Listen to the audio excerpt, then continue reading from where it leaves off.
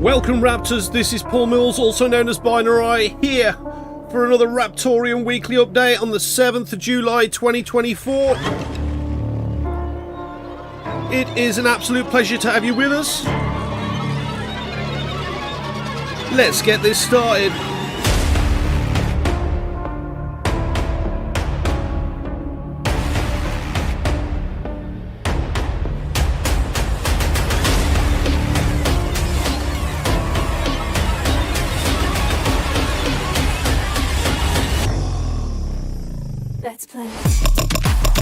What's up, Tenacious D, Zabacheth, Nikki, Todd, Toy, NGMZ317. How you doing, guys? What's up, Jay? How you doing, man?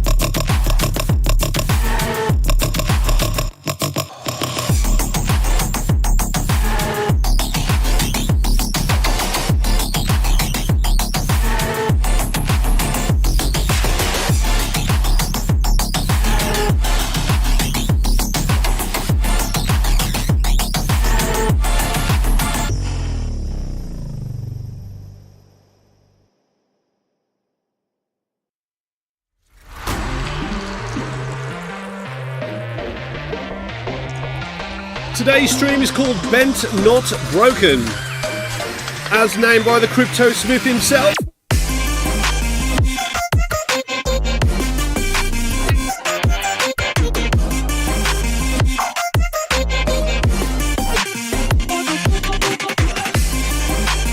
Be sure to join our Discord, the link is at the top right of the stream, that is discord.gg/Raptoreum.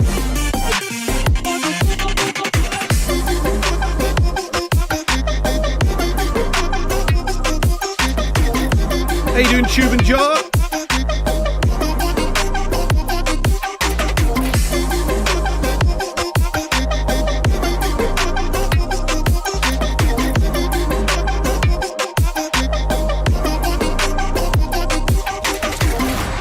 Of course we party homegrown.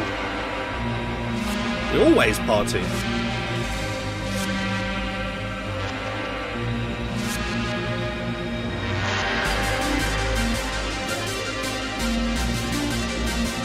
Share the stream, guys. Give us a little like. Don't worry about the caps, Tube and Jar.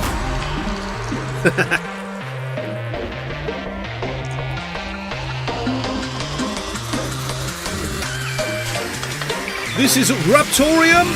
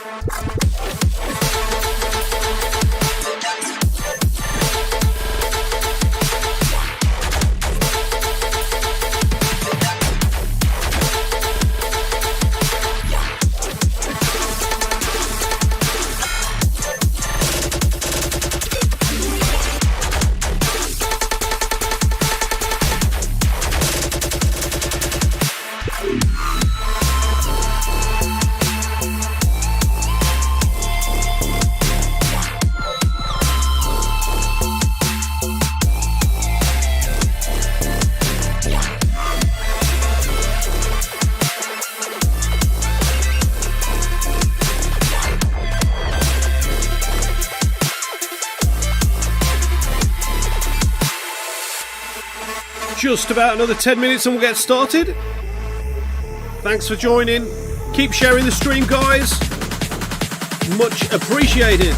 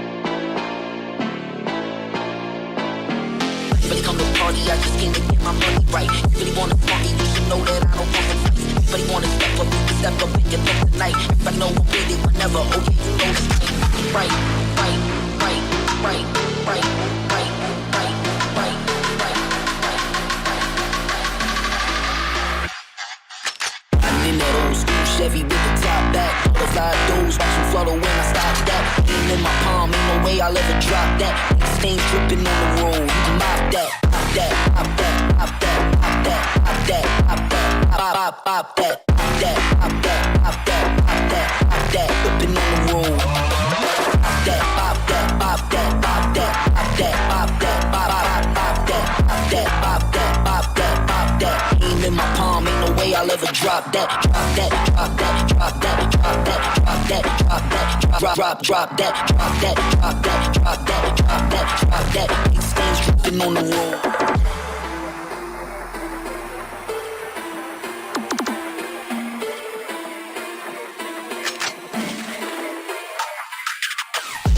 Party, I just came to get my money right. If you wanna party, you should know that I don't want to fight.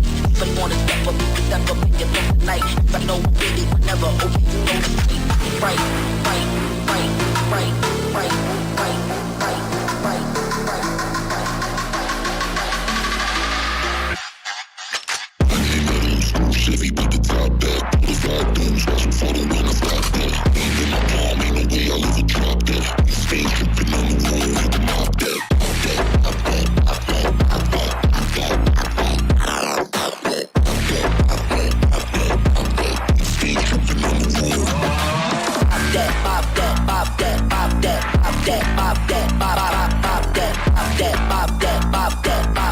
Aim in my palm, ain't no way I'll ever drop that. Drop that, drop that, drop that, drop that, drop that, drop that, drop that, drop that, drop that, drop that, drop that, drop that. Big stains dripping on the wall.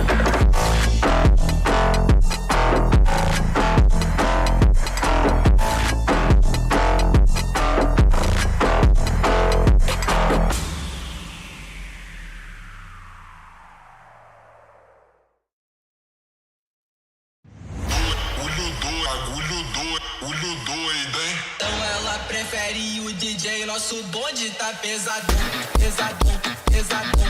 O bonde tá pesadão, pesadão, pesadão.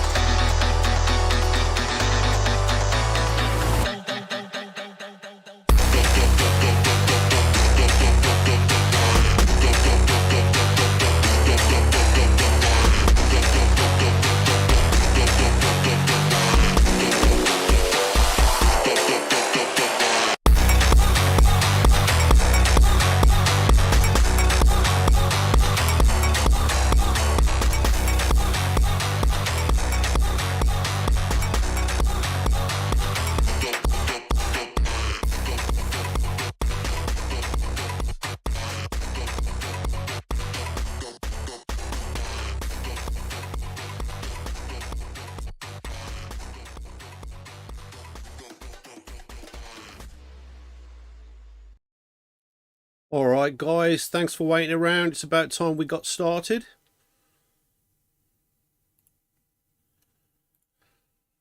Hello everybody, big warm welcome to you all. This is the Raptoreum weekly update stream on the 7th of July 2024. It's an absolute pleasure to have you with us. We've got a nice turnout today, which is nice. On my left here we have David Owen Morris, who is the co-founder of Raptoreum. My bottom left here we have Alejandro Molina, who is the head of Spanish and South American marketing.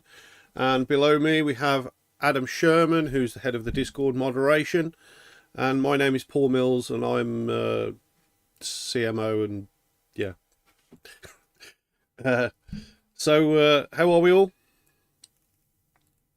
I'm doing well. Yourself? Yeah, Very pretty good. Yeah. I'm surprised to see you up so early, David. Yeah, it's wrong. You seem pretty sprightly.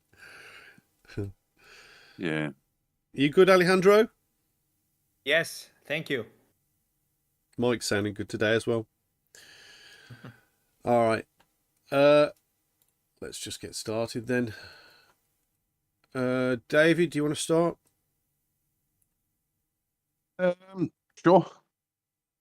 What we got? The Altera bridge, which wrapped RTM onto a new chain, just like the old BSC bridge does, is pretty much done function testing. It's just waiting for Charlie to finish hardening the servers, and Monday, Tuesday, I expect to be putting out some pings for people to do some penetration testing. Basically letting some people in from the community to try and hack it. There'll be participation bonuses or incentives if you post like a run from a test suite on Kali Linux or similar. And it should be quite good. Hopefully we can grow somewhat together with them once they kick off fully. What else? Oh yeah, for all the wee-wees out there, we've got French code or French translation added to the code on Transifex. Thanks to Jamie resolving the last issue with non-Unicode standard apostrophes, which turned out to be a major issue in including getting the code from Transifex included in the RTM code. Turned out to be quite an issue. Wasn't it only the French that had the issue? I'm sure he said that. I'm sure he said he didn't see the issues in the other languages. It was just the French. No, there are. Do I explain it? You've got Unicode. Unicode is the 256 ASCII characters plus a whole bunch of later added like tonation markers that you can put on, for example, in Chinese. If you're writing phonemic Chinese, you add intonation markers to some of the letters as you type it so that you can select the correct character. Displaying them, for example, can cause problems because some of them occupy the same space as E, U, or O, which are additional letters in the Scandinavian languages. Some of them, again, come back and cross over spacing with Greek. So it gets messy. It was supposed to have been standardized and unified right at the beginning of computing, but everybody was doing their own thing in the 70s and 80s. For example, even today, if you install Microsoft, German, Danish, any of the Scandinavian languages alongside Greek and Chinese, you'll effectively break your system, where Chinese characters will show up in the middle of your Danish, and Danish extra characters will show up in the middle of your German, or some of the umlaut from German doing the same thing in some of the others. It was supposed to have been fixed years ago, but no. Why not? I don't know. So, yeah. Well, yeah, it is what it is. It is what it is, yeah. Oh, yeah. I talked about penetration testing before. For those interested in helping to pen test the RTM to Altera bridge, we've got as I mentioned, participation bonuses. And if you can actually get in and move stuff around, we've got some pretty heavy incentives that I'll be loading onto the bridge over Monday, Tuesday, and we'll be putting out announcements after that. Okay. Awesome. Paul?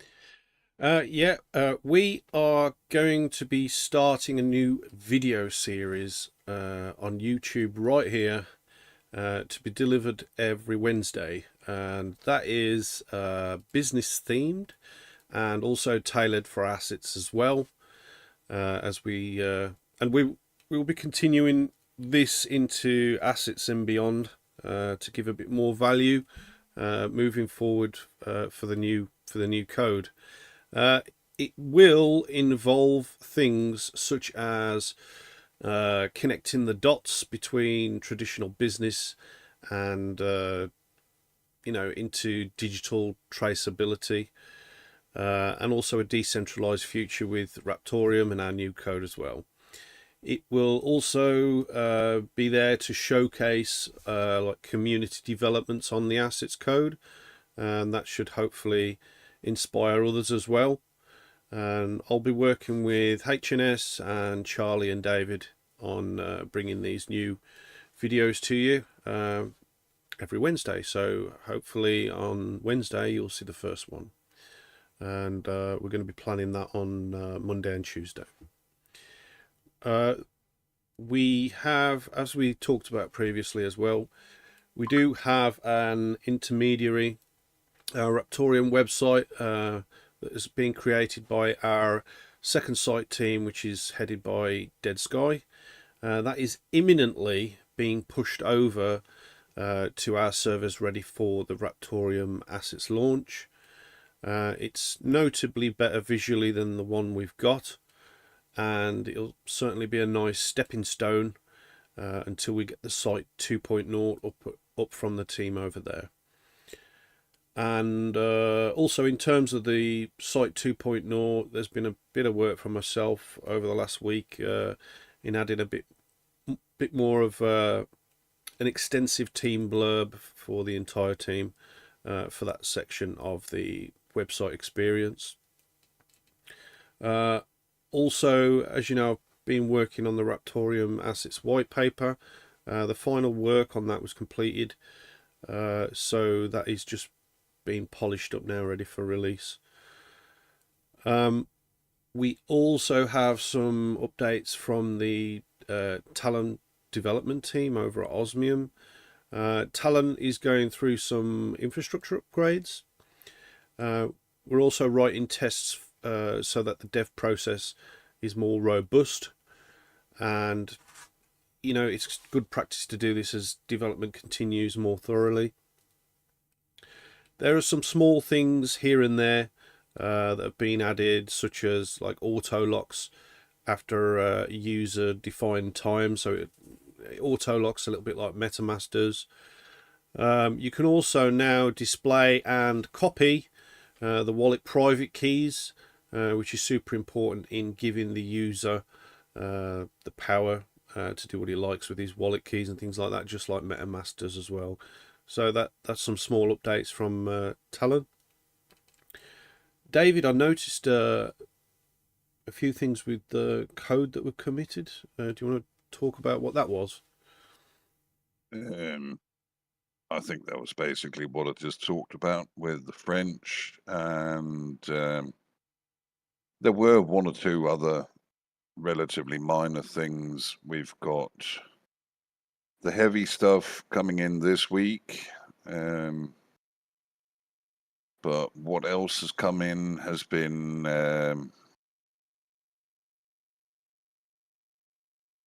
French translations. They're in. Bug fix, little bug fix branch is in, where the ProTX revoke command wasn't working properly on some of the testnet builds. What else?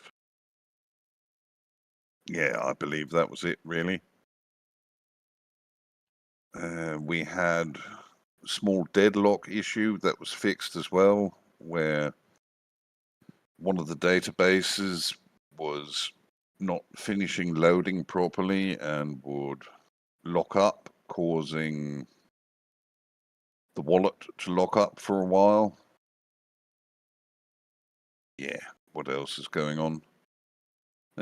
Dirty Miner, Mr. Edwin Antonez, has been promoted to the administrator role on the Discord, the Scherminator. Not many people get that role, do they? Nope. So, congratulations, Edwin. Has he been abusing his power yet, or what? Have you been showing him the ways, Scherm? Not yet, but obviously he knows the requirements. Yeah. Yeah. Big congrats to the Dirty Miner for all of that. Alejandro, how are you? How's this Spanish and South American marketing? And We are fine. This week have been busy for me, but yeah, I think this all July is going to be great. I think so. Community is fine. Everybody is expecting and waiting, and everything here in Brazil is fine too. We have winter time, so it's pretty cool. Getting cool. Oh, really? So you say getting cool? What temperature is it? Like 14 degrees. 14. 14. Oh, right. Okay. Yeah. Yes. That is pretty cool, Celsius. actually. Yeah, that is pretty cool. Yes. Sherm, are you still burning? I could use some of that as well. What, Like 100 degrees here. Oh, is it? So, yeah, so I was saying I was like, 39 or something Celsius, 38. No, keep that. About Sherm. 50% humidity, so it's brutal. At nighttime, the humidity goes to like 95%, at least it was last night. Yeah. Some rain. Yeah, we had just the other day 36 degrees and rain in the evening. That was Pretty bad. gross. Yeah. Yeah. Yep. That's life in the swamp. Sherm, how are you, and how is the community over at the Discord? I'm good. I was trying to stay cool. Been pretty ridiculous here with the heat wave, but the community's good. I think they're busy testing away over there on the bridge and also on testnet. Charlie posted a Google sheet of the final things that need to be tested, so you can go check that out. Also, there's a new game in the Discord. Oh yeah, what's that? Rumble. Rumble. All right, how Yeah, does that work? What's that?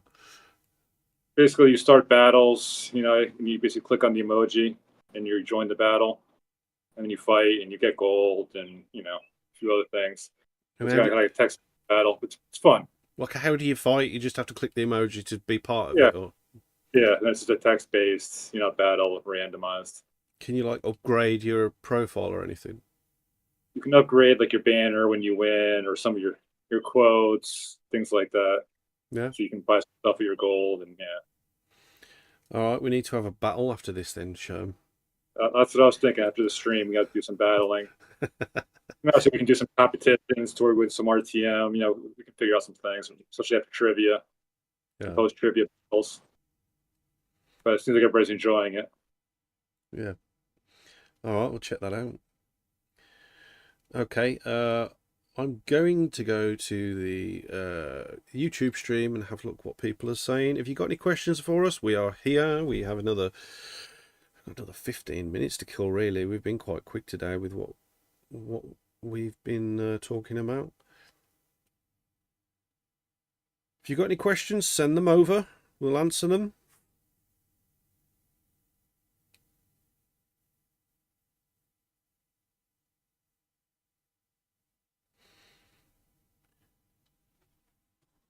Anything, guys? Anything for us? Surely from the 215 viewers, we have a question or two. 211 now. Ooh. Also, if you're watching the stream, guys, click the like button, and let us know if you see any adverts. We're interested in knowing what they are. We have been getting some crypto.com ones recently.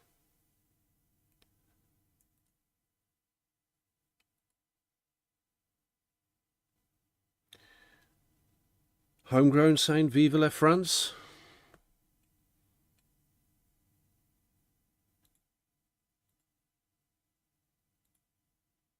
Well,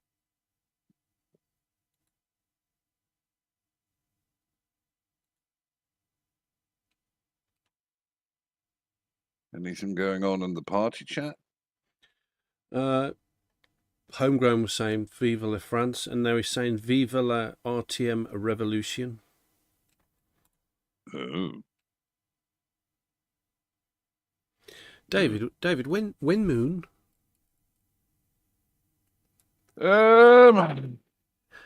Well, it's a good question.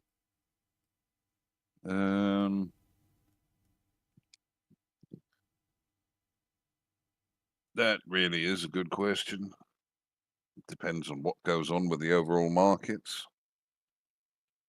And right now, the overall market's looking pretty ugly until September, October, I think. But overall, it looks like it's going to fit pretty well with our assets launch if we get the turnaround then, because we'll be able to get them out. We'll be able to get the initial rush over and done with. Then once they're released, we've got plans to get them integrated on, should be 2 exchanges, but 1 for certain. And that will be happening fairly quickly. It'll also be interesting to see what's happening with the Talon wallet and the marketplace for Talon. That should be coming fairly soon as well. So we've actually got some stuff we can do with assets and can use to get things moving along. Falcon's saying overall alt market is stinking on stilts. Yeah, you're not wrong at the moment, bro. Tube and Jars saying, with all the hard work you guys put in, I expect the assets launch is going to be really smooth. Thanks for the positive thoughts. HNS is asking, any more insights on your expectations for Singapore? Well, Singapore Token 2049 is the biggest crypto event in the world, along with the Dubai one. So everyone's going to be there who's anyone in the space, which means networking is going to be through the roof. We're going to have plenty more contacts, and as David has mentioned as well, it's pointless us going there unless we have assets and to show people and to talk about. So we are going to be really pushing that and getting the word out to as many people as we can. We have applied with the event for additional coverage, but there's no promises yet. It just depends whether they accept us or not.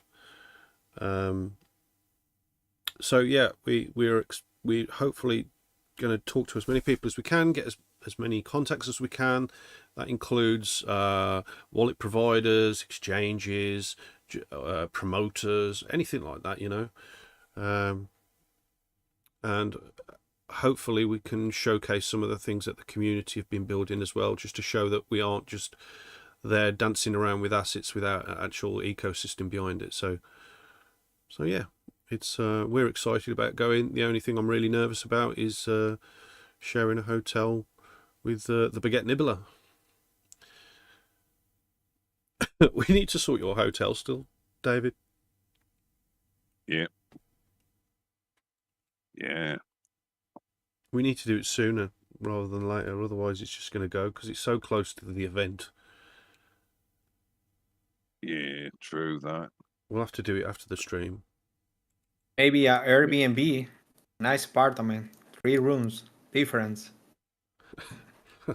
David One wants for to do each. that account. Yeah. We've already booked the hotel, so for me and Baguette, because we didn't know whether David was going to be able to sort his passport out, but it's looking more like he's going to now. So I think Looks like it. I think we better Yeah. just sort it after the stream. Tube and Jar is asking, do you need technical knowledge to make assets, or is it more of a click and go type thing?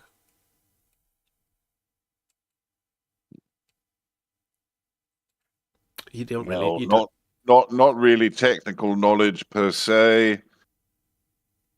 You need to follow some reasonably simple instructions the first few times. It's probably good if you watch a video on it or follow a guide, a step-by-step guide. But once you've tried it once or twice, it should be just as easy as doing anything else in a Qt wallet, really.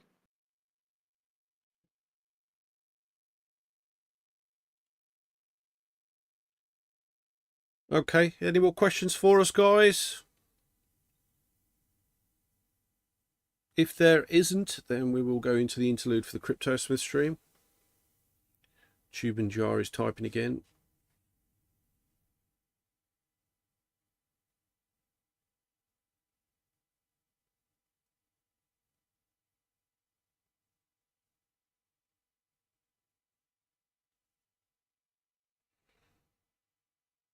Oh, he said, awesome. I've never done anything in a wallet besides send and receive. Well, yes, it'll be a lot more interesting than send and receive, I can tell you that. Yeah.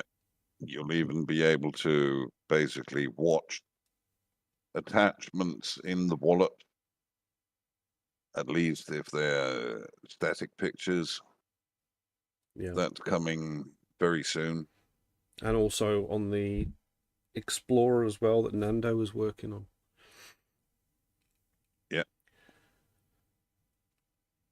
Okay, guys. We're going to go into an interlude until the CryptoSmith stream. CryptoSmith's going to be pleased with us today because we are on time for the first time in about 4 months.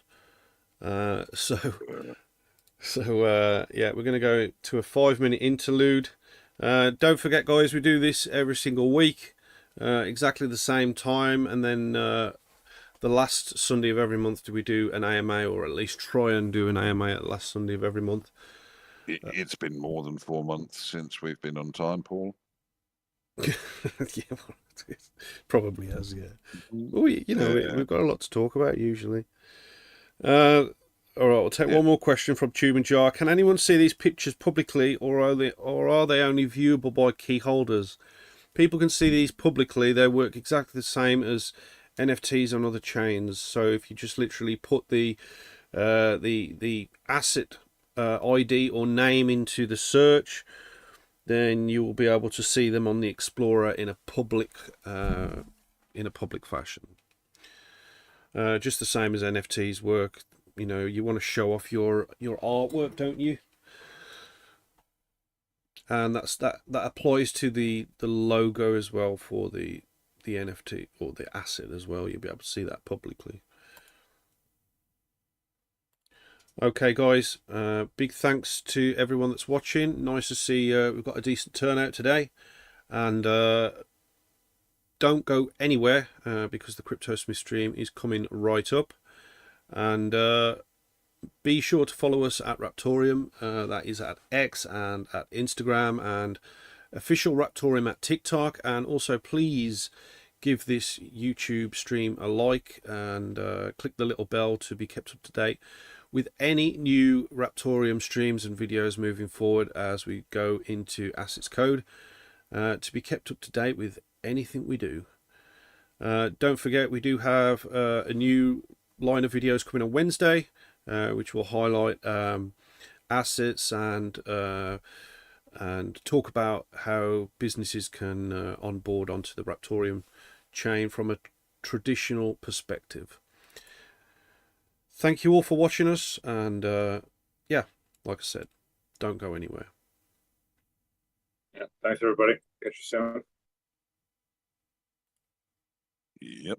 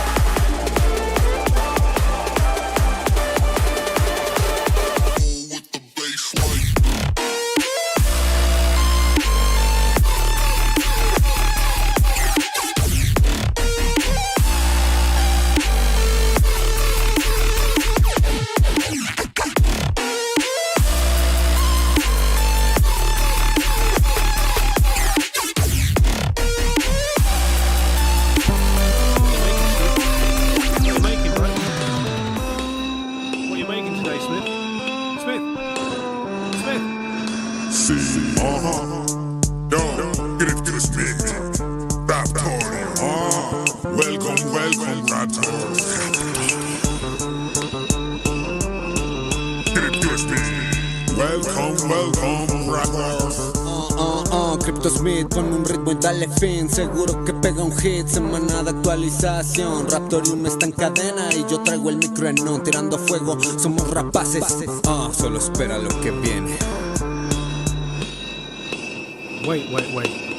It's Binarai. His name is CryptoSmith, with his tip-top chips. And when he's listening to the song, he's got some hip-hop hips. He does this forged in fire, the Smith don't play by wire. He does this only for the love, so turn up amplifier. And when you're sitting and you're watching the myth of the Smith with the brain in the jiff. Oh, don't slip, Smith, for Smith's the only one who puts swords in fire. Propels the lords of higher, they're reaching higher and higher.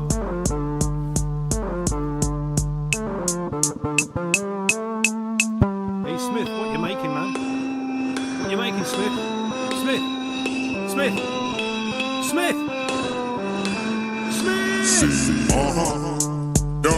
Get it, Smith. Raptoreum. Welcome, Raptoreum. Get it, Smith. Welcome, Raptoreum.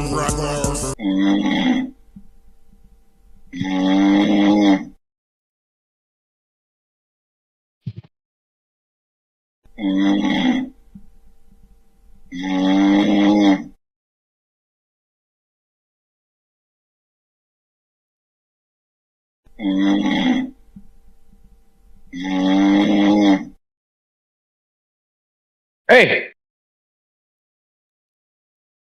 Get Joe Biden off the stage already, would you?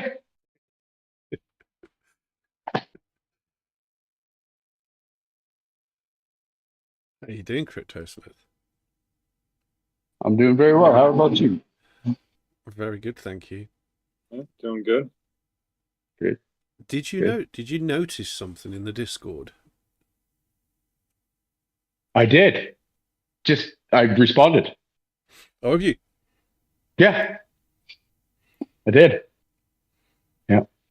For those of you who don't know what we're talking about, we have a waffle, I believe people call it. It's essentially a raffle, but we have a waffle going on right now for a nice little knife. Bit knife. Let's get it straight, right? It's a bit knife, man. Rapoki. Real quick though, how's my audio? It's all right. I mean, it's okay. I think we can try and deal with this. We'll see how we go with the stream. Oh, well, you know what the thing is? What? It's just so dang hot here right now that putting over the ear headphones on, you end up with a ear full of sweat by the time you're done. So this right here.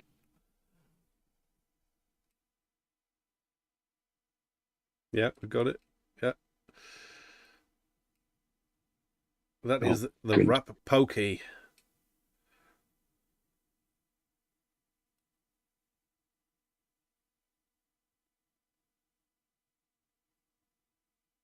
Yeah, it's beautiful.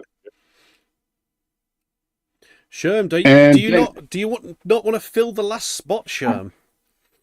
Thanks to Paul, there's one spot left. There's one more spot. I'm having 5 and 10. 5 and 10. That's what I'm having. 5 and 10. So number 9. Number 9 is open. How are you going to draw this? Is it just going to be one of those random? You're going to draw it. I can't draw it because I'm in on it. Oh, you're in. Okay, well, we'll have to find a neutral third party then. Piggy's not in there, isn't he? Maybe you should get David to draw it. I don't want to draw it. Sherm, I definitely think you should put your name on there. Or anyone else, beat me to it. Beat Sherm to it. 25K RTM, which is... He's typing in the chat.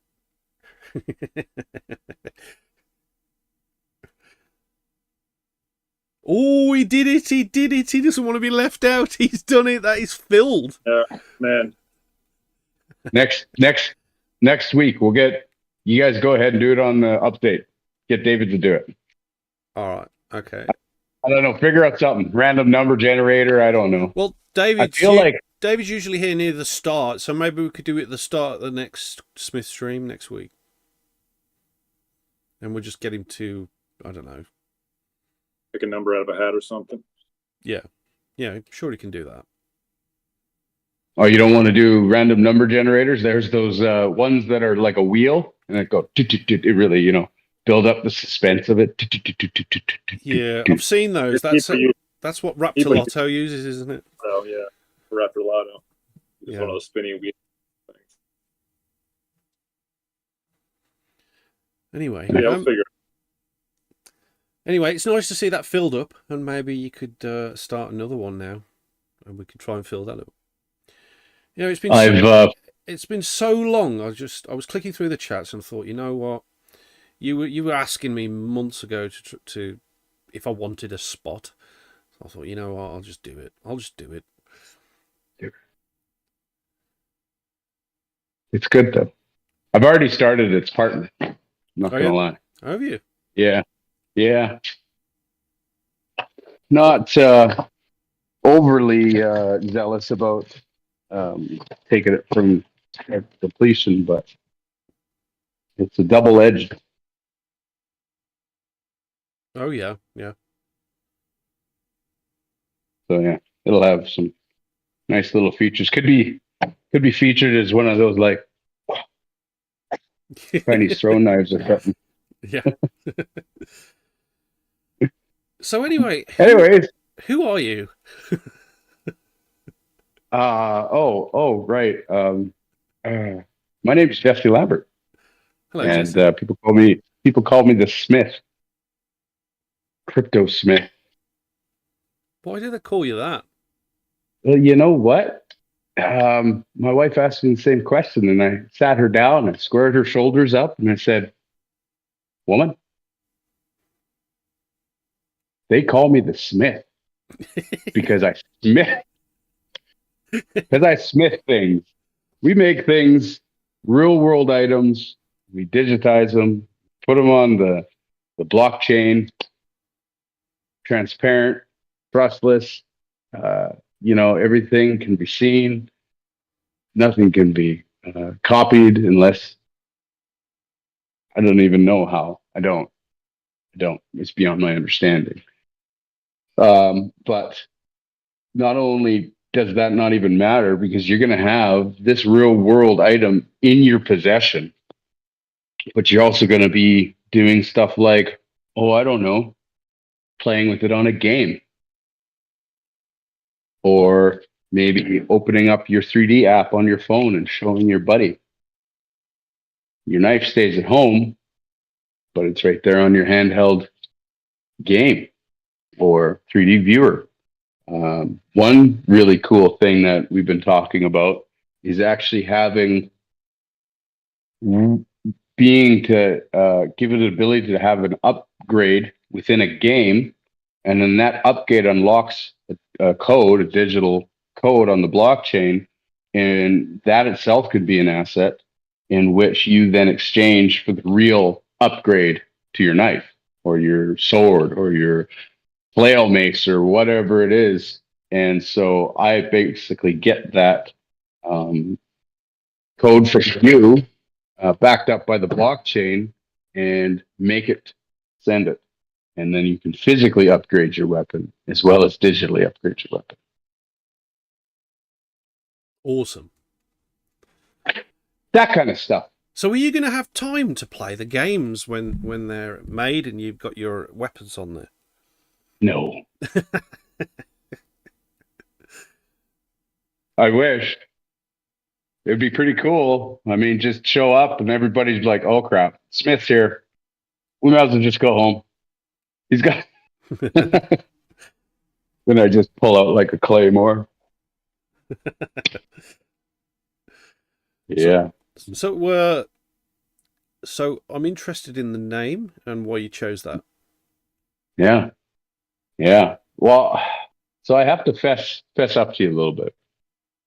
Last week when we finished the stream and we determined that we were okay with the knife the way it was, I went ahead and was not okay with the knife and the way it was. And I even told Junior at the time, I said, I'm going to smash this sword and I'm going to start afresh and they'll never know the difference. Hold on. I'm not liking the sound of this. What's going on here? So what I did was I put down the little peen hammer. You remember the little tiny peen hammer? Yep. And I picked up a 3-pound sledge and I proceeded to try and break the knife, the slicing knife that we made last week. I wasn't trying to push it to its limits. I was trying to break it. And I just to kind of like seal the deal. There's no going back, right? Like burn your bridges behind you, or what's that saying? Burn the ships, right? So try as I may, and try as I might, all I ended up doing was straightening it out. But not before I turned it into a banana. So finally I got to a point where I'm like, all right, I'm not going to be able to break this without just going full retard, just full delinquent. Or what do they call that? Anyways, I would have had to just do something stupid to it. I wanted to break it within the means I had to fix it, or within something that was normal, right? Like I wasn't going to go put it under a vehicle and try and pry it up, you know what I mean? And break it that way. I wanted to break it in such a way where it was like an honorable death. You know what I mean? Why would you even want to break it? So that I could start over, because I wasn't happy with it. And what's wrong with it? Well, you remember we couldn't get the freaking blade straight. Yeah, and you're telling us now that you've managed to get it straight by trying to break it. So I tried to break it and I turned it into a banana, and it was right about then where I was like, okay, I've actually managed to get this all one consistent curve. And now this is what you do whenever you're working with cold steel or something that's malleable or annealed, is you'll get it all onto one curve. Like if you have a bunch of snakes and S's and you know different geometries within a blade and it's kind of all over the place, your first step is to get it all into one curve. And then after it's all into one curve, then you can straighten it uniformly back to where it belongs. Well, in my endeavors to break this blade, I got it into that curve. And it was at that moment I went, okay, it survived up to this point. Maybe I've got it to a point where you're actually is a good place to get it straight. Maybe I should just try and get it straight. So instead of breaking it at that point, I actually started taking some care and time to make it straight again, and managed to. And then I thought, hey, this is pretty cool. Maybe I should give it a bunch of texture, because through the process, I had inadvertently given it texture. I knew it would happen, but I didn't care. And so I wasn't really giving any mind to being uniform or having a good pattern to it or anything like that. And so I really just, at this point again, I went, okay, maybe I should give it some texture. At this point, I had it straight, and I thought, okay, well now it's got this ununiform texture. I should make it uniform. So I started hammering on it again. This time, I didn't want to break it. Is it going downhill from here? Because you built us up to it, you fixed it, and now I'm getting even more worried than before. Yeah, so this time I went in there and I just was focusing on getting the texture put on the blade. And I textured it up really well on one side. But so whenever you hammer steel, you put it under tension or compression, which puts it under tension. Because when you compress one side, the other side goes under tension. It's just like when you bend a stick or bend anything, really. One side's under compression and the other side's under tension. So it was no different with this. I focused all my attention on one side and got all the texture on that side. Well, I went to flip it over, and there was so much tension in that one side that I was afraid to hit it. And I'm thinking to myself, of course, now that I actually want this thing to live, I'm going to crack it and break it. right? So I proceeded to hammer, kind of just going, you know what? Whatever. Let's just get her done. If it breaks, it breaks. If it doesn't, it doesn't. So I went ahead and I started hammering it, and I actually started paying attention to do it, make it straight. And what happens? But everything just reverts back to this big S. So now I'm now I'm chasing this thing, but with in hopes that I could make it live. And yeah, I ended up cracking the blade. Yeah. Yeah. I ended up cracking the blade right here. Well, surely we could just grind that bit off. We could totally grind it out. I was just having too much fun. Broken, right? Yeah. It's technically cracked, but it's the tiniest little crack. And I'll be honest with you, this steel has absolutely impressed me. And it makes sense thinking about it, because whenever this came out of a saw blade, right? Yeah. Now, when they make saw blades, they put them under tension because they endure centrifugal force during their entire life. So they have to be under tension. So what they'll do when they make a saw blade is they will stamp it and cut it, and then they'll straighten it, but then they'll go in and, just like a cymbal, I don't know if you guys know about drum cymbals, but what they'll do is they'll put a geometric or a very measured out pattern of hammer compressions within the cymbal. Well, they do the same thing with saw blades. And the reason is to get rid of speed wobble. I forget exact velocity induced wobble, to make it sound smart, but it's basically just speed wobble.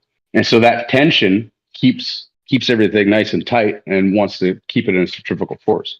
So they do that to saw blades anyways. And this came from a saw blade. So it makes sense that this thing could endure all of that tensioning that I put it in. And a bonus, this thing is freaking dead straight. Like dead straight. So pretty impressive. I don't know if you guys remember last time, but that thing was bad. Yeah, it was pretty bad. So can you see that? Can you see all the way down it? Yeah, it's straight. It's definitely straight. There's an arrow. And it still stays the file, so it's hard. So anyways, good story, hey? Well, I've gone from almost crying to being happy. So yeah, I'm just gonna grab a drink of water. no problem. Who's all with us? The usual crew, the usual suspects. Yes, we have the Scherminator, and we have Alejandro and myself. Very nice.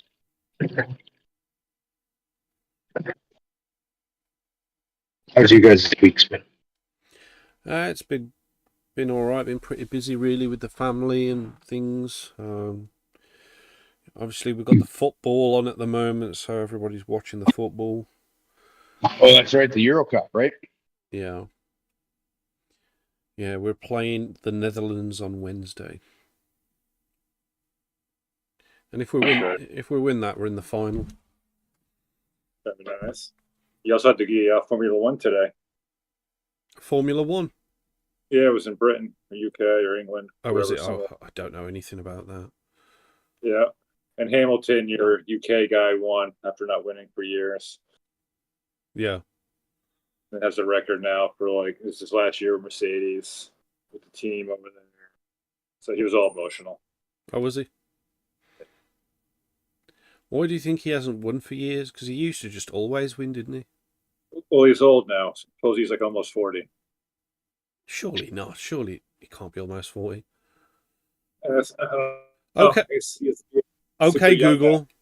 How old is Lewis Hamilton? Lewis I wanna say Hamilton is 38. 39 years Oh, old. 39. Yeah, he is. I didn't think he was that old. Yeah, he won. Oh, that's good then. And this is Verstappen, the Dutchman, who came in second. Oh, yeah. Yeah. Go ahead, Smith. this is Formula One, you said? Yeah, Formula One. Has that Formula E ever taken off properly? Never heard of it. It's the electric version. Not enough, apparently. Never heard of it. Yeah, that's funny too, because I mean, electric cars are got some crazy torque. Yeah. Yeah, there was an electric version. I think I remember watching it in Dubai or something like that on TV. That doesn't surprise me.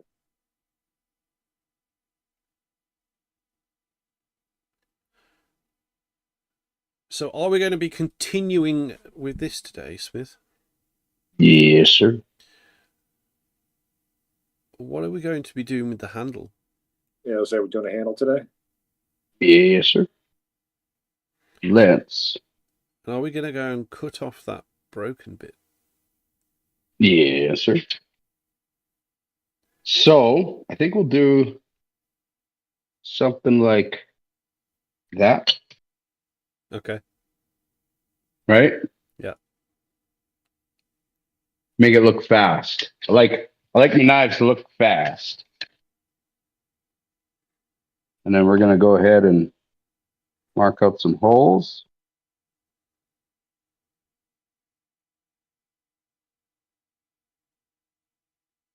We're gonna go about an inch from the front.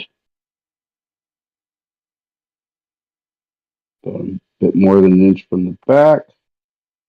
And somewhere in the center. Right about there. I think I'll actually move those. I don't like them where they are.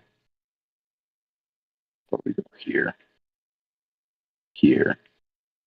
And maybe we won't even go for a third. Can we get something unusual for the handle? Anything unusual? How much you want to bet that I nailed that center? I don't know, but I know you like to tell us when you nail things. I'm putting myself under the test here. Oh, okay. I'm putting myself under scrutiny. I'm not trying to so much show off. I mean, don't get me wrong, I like showing off. But I'm putting myself under scrutiny here.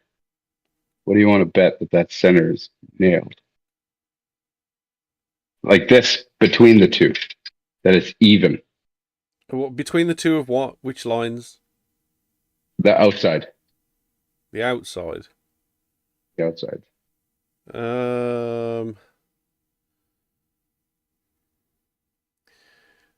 I get one change. I get one switch. I don't think it is. I don't think it is. Oh, you changed it now. No, it's pointless now. I think it's the long one.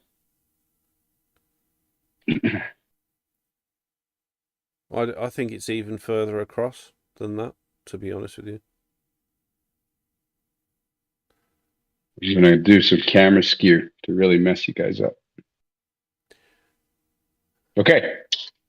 All right. Well, I've placed my bet. I placed my bet in the Smith auction channel. Okay, right there. Bam. Now this is the moment of truth. Long one, the outside one. It's not. Look at it. No.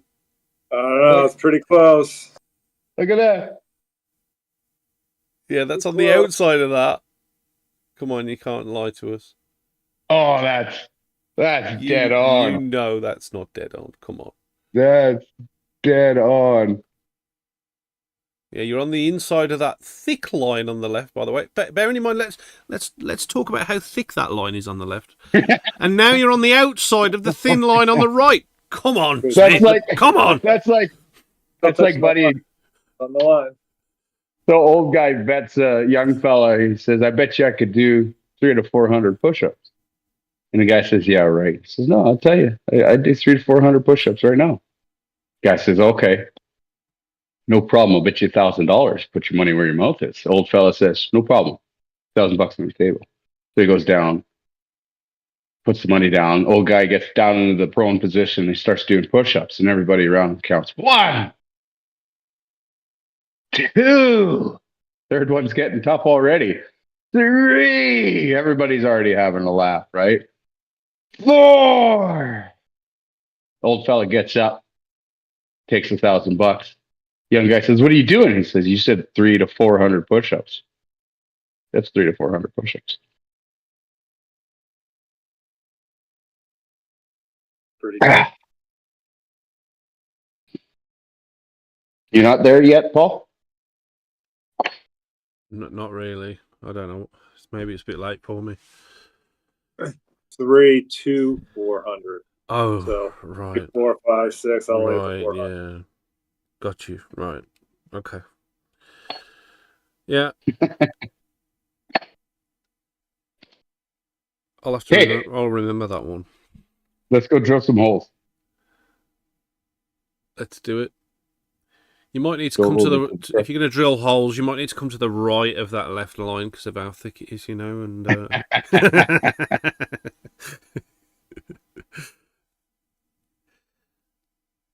How's the quality doing? It looks like it just went to crap. Yeah, it was when you move the camera, it went like that, but then when it was still again, it went all right. But I don't know. Are you mining? Is that on?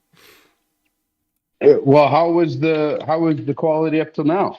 Well, I could tell you how thick your lines were, so the quality was A1.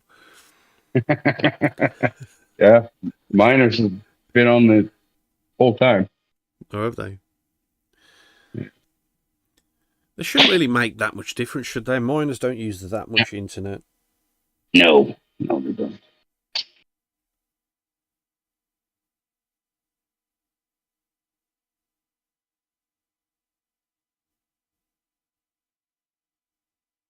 Here we use solid carbide drill bits. They'll get through just about anything. Just about.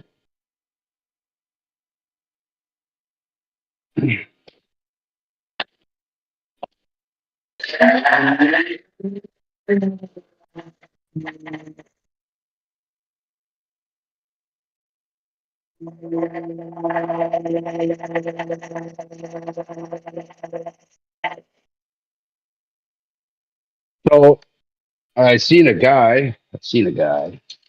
He was drilling a knife, and the knife lifted out of the vise, and the drill bit was in it, and it had corkscrewed into it, and he lifted the knife out, turned into what I like to call the helicopter of death, and severed all his fingers. Oh, no way. Just turned his fingers into nothing but hamburger. Uh, So I've always been pretty careful when it comes to stuff like not having, proper securement Yeah. on a knife, but I became much more careful after seeing it. So now I take an extra 5 or even 10 minutes, which feels like an eternity sometimes, to do the proper setup when it comes to these types of knives. When it comes to these types of setups. Yeah. I remember as a kid, and I used to fly a lot on model aeroplanes back in the day when I was younger, like the ones with the engines, you know. Mm-hmm. And there was an old guy there, and he didn't believe in buying these electric starters, and he always started it by just hand start by hand with flicking the prop. Yeah. And he brought his wife with him at the time, and she said, "Gerald, here's a sandwich." She was like offering him a sandwich while he was starting the plane, and he flicked it. He looked at the sandwich, and then he sliced his fingers into smithereens. It was gruesome, and I'll never forget that moment. You know, he had to be rushed to hospital, and his fingers were all over the place. So, yeah, all because of a sandwich. That's so funny. I mean, not funny, but not funny. Ha ha! Not sick like that. But one day I was grinding on the grinder, and my there's a rule in this shop that you cannot come in unannounced or some way without warning me that doesn't involve yelling or going, hey, or any, because I'll just be so into something that you could honestly, I've had people just walk up behind me and try to be quiet and respectful. And then I turn around and it, wow, makes me jump every time, right? Yeah. So there's a rule, you just don't do that. And that rule was really based off the fact that I was grinding a knife one time, and my wife says, "Hey, are you ready to go?" Or I forget exactly what she said, but I looked up for half a second, a split second, and the tip of the knife dug into the belt and flung it down to my leg, and bam, stabbed me right in the leg. It put a massive hole in my leg. Did it? It was, doctor said it was like 1 or 2 millimeters more, and it would have been in my arterial artery, or I would have hemorrhaged out in about 5 minutes. Oh.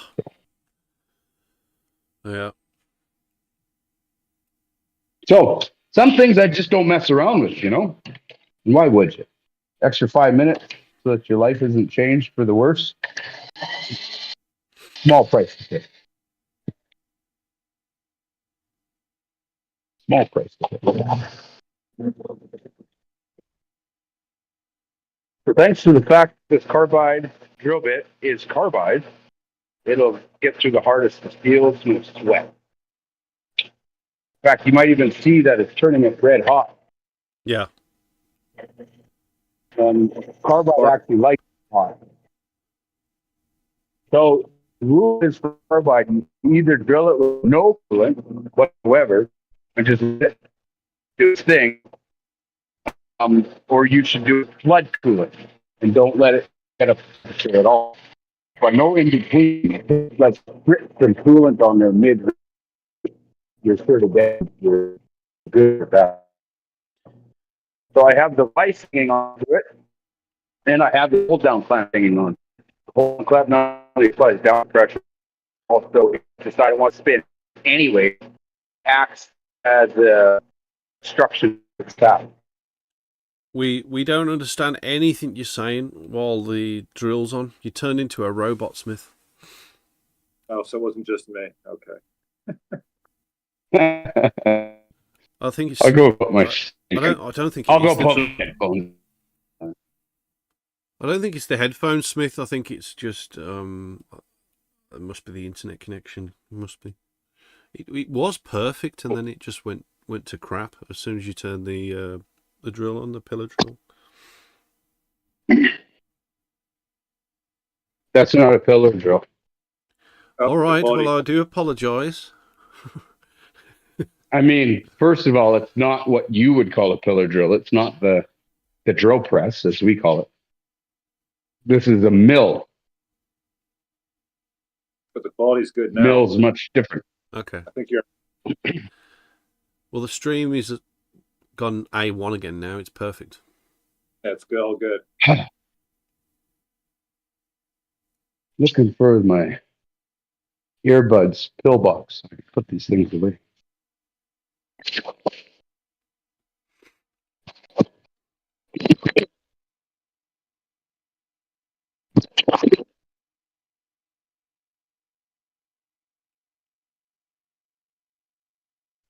All right, how's that? That's good. But I don't think it was anything to do with the earbuds, to be honest with you. They sounded all right. Oh yeah, I think it sounds better. Sounds okay. Yeah, sounds good. Sounds about the same. Yeah, about the same. Maybe a little clearer. So now we just have to go and drill out these holes at the pillar drill. So here we have a bunch of shmoo. Okay, yeah. There. So you're going to chamfer it. We're going to transfer our holes. Show people our quality of craftsmanship.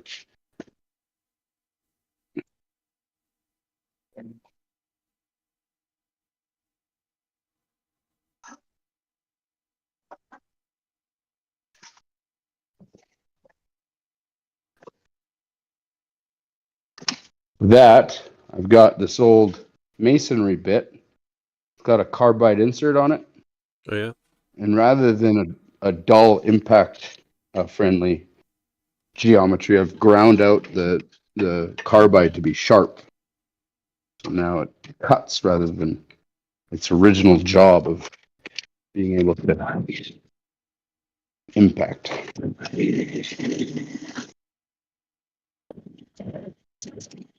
I'm in no danger here of the drill bit grabbing. It is a negative rake on these carbide pieces. And so it's negative rake, just meaning that it doesn't have a cutting edge that peels. It rather bulldozes the steel.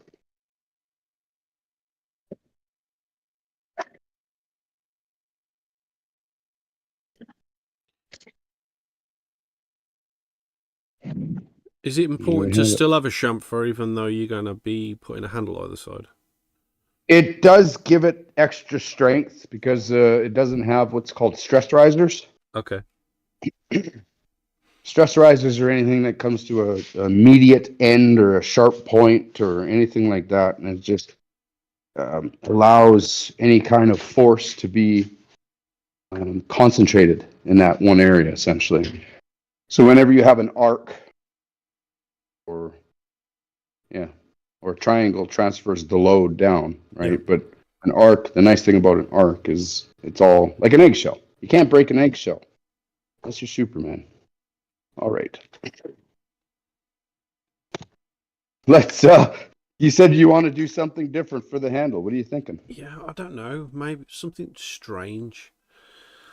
Like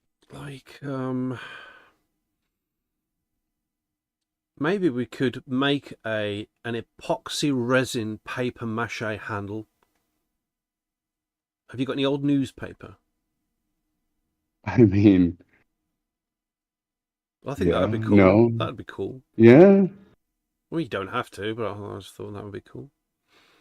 We could just. It would be the only trouble about that is the epoxy has like a 3-day cure time. Oh, okay. Yeah.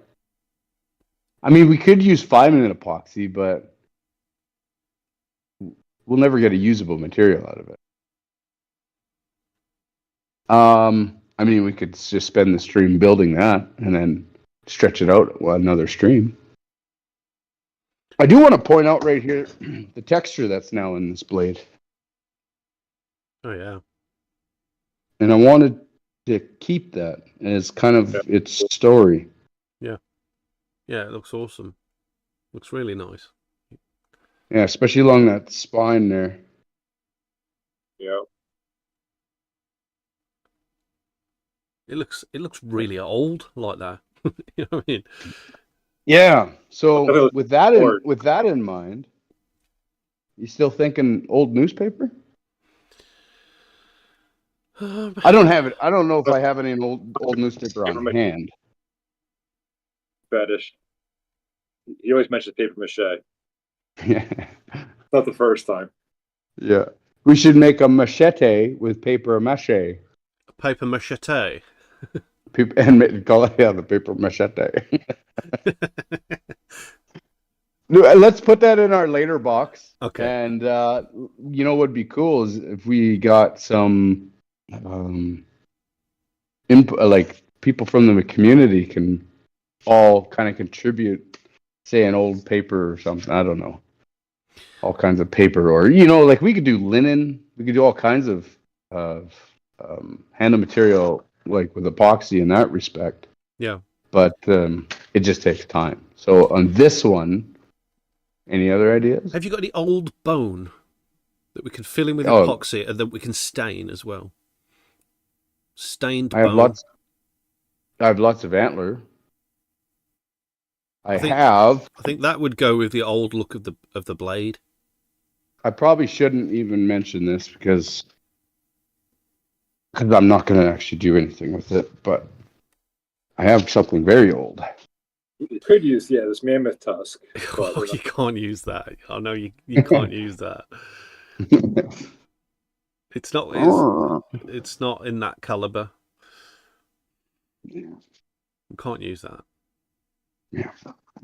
I mean, we'd have to sell it for thousands to make it worth it. Yeah.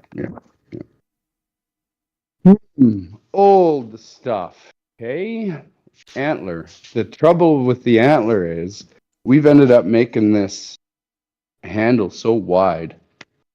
Yeah, you And did pretty. remember I skinnied it down some too? Yeah. Oh, moose antler might do that. Yeah, let's have a look at the moose antler. Okay. Plenty of You moose guys are around, gonna. isn't there? Oh yeah. Lots of moose. Let's go and see my. Oh, you know what I do have? What's that?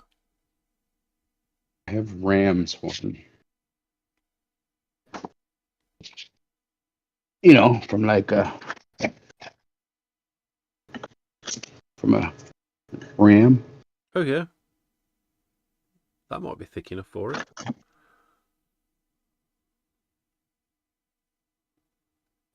I have buffalo horn. More ram's horn down here. I mean, that piece kind of looks too short. Let's go check out some moose horn. Okay. Moose.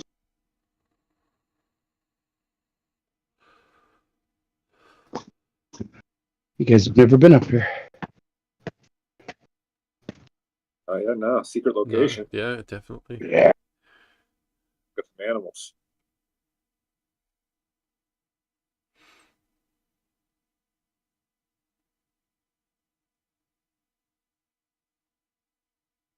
Oh yeah. Very cool.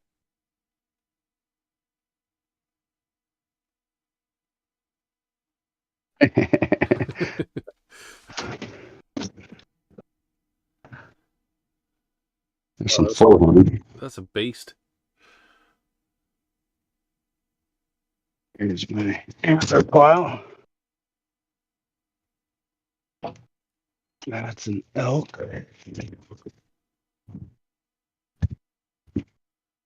I think that'd be quite hard to work with, wouldn't it? Because it's still not sort of the width that we're looking for. I think that other piece there, that might work. Yeah, and that's why moose. But I have a moose horn that's cut up. Oh right. I don't want to cut up. I don't want to cut up new horn if I don't have to. Yeah.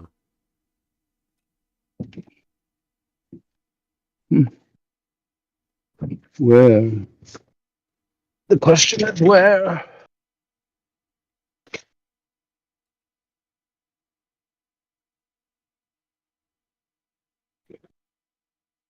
Let's go luring. A bunch of. You know what though? Downstairs was bearable. Up here is so bad. Oh, is it? I gotta go. So hot. And not to mention, it's like 5'6" or something, and I'm 6 foot. So it's a little troublesome on the back. Did I just see a bowling ball? Is that a bowling ball? That thing? Oh no, it's not, is it? It's one of those balls that kids jump around on. Jump around, jump around. Jump up, and get down. This is where we take our photographs, at least where we used to. Nope. Oh, I don't want to cut a new one.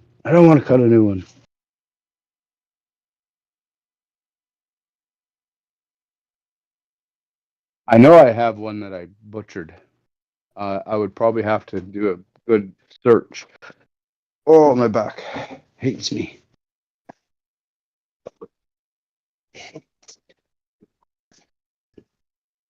I think everything that has been suggested so far is a little out of reach.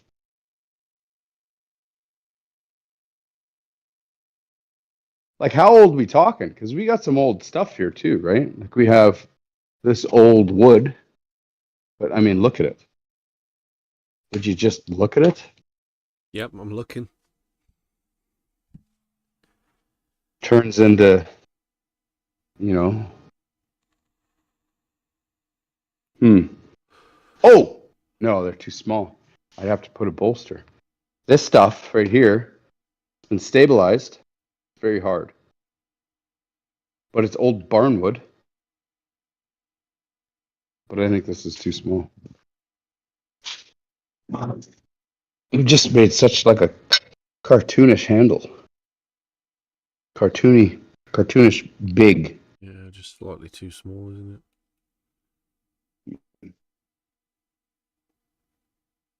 I mean, we could do bolsters, but that makes our job a little harder too.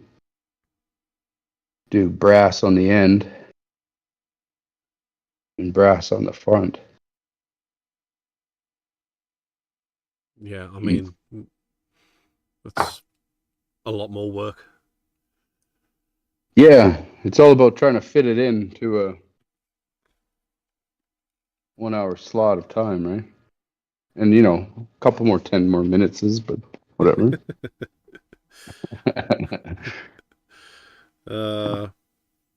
We have wood from. I mean, you're probably looking for something to touch more on the unique side, hey?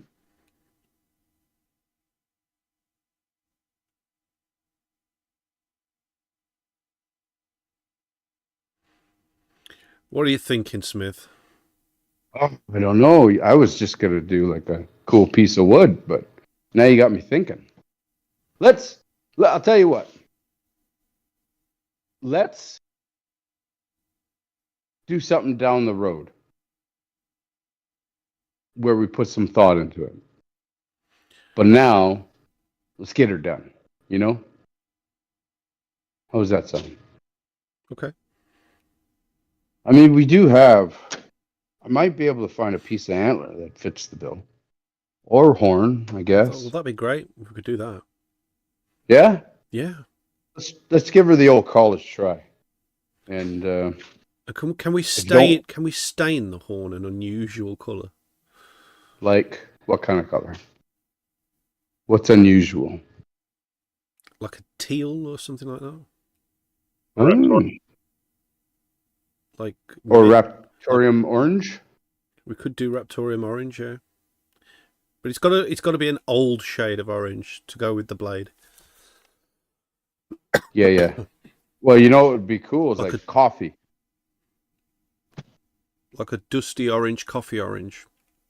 Yeah. Yeah. I have a bunch of dyes that we can work with. Okay. Let's do it. Okay.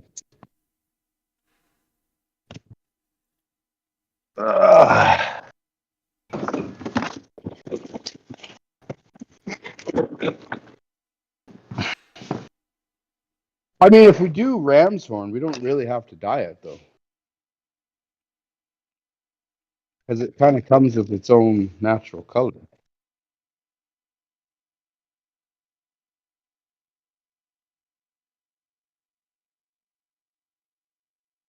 Now, we sell these at our business whenever somebody orders a knife. If they want ram's horn, they have to pay a pretty penny. So one of my fears is that simply because it's sought after and it's rare to get. You can't get ram's horn unless it's been properly harvested, plugged, and signed off by a game warden. And then and only then can you use it for something like this. And it's obviously just to prevent people from harvesting it just for the horn. But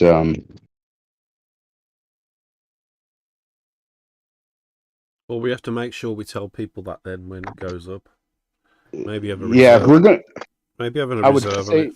Because I think we have to use something like this that goes with the blade. I think it's important. You put all that work into the texture. It's only right that we do something with the handle as well, in the sort of fits with it.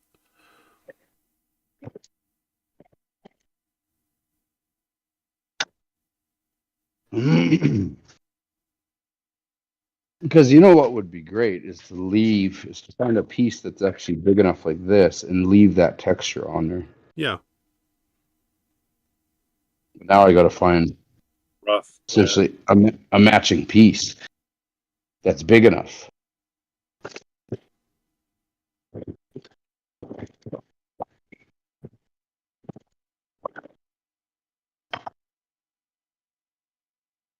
I think because of how big our handle is, it's going to be a tough go.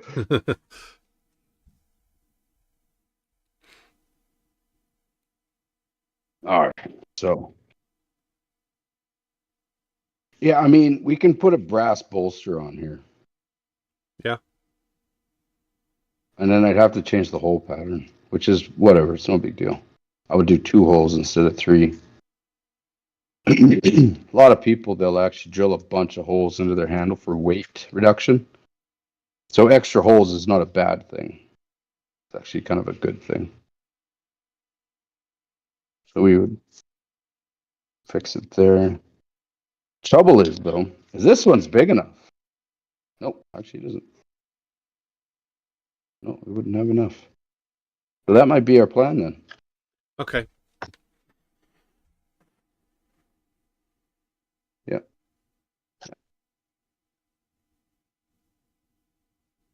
And man, I tell you, Ramshorn just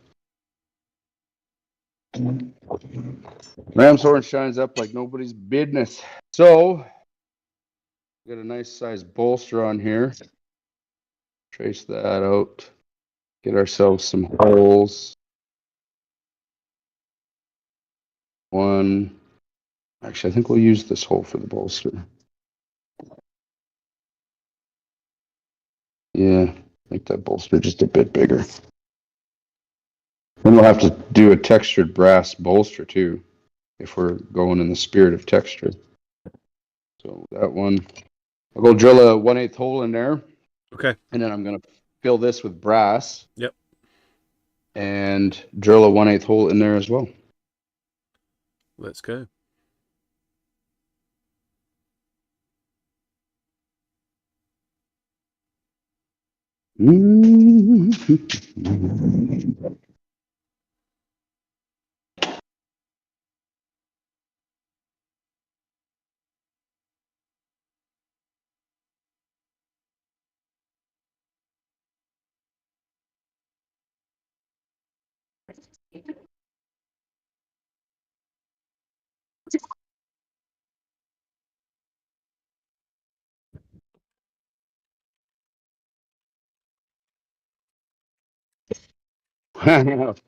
Watch it just snap. Don't say that. Terrible. I'm terrible. I'm gonna just get a tripod set up here so you guys don't get motion sickness. Put you down for 2 seconds. Enjoy that visual of whatever the heck it is.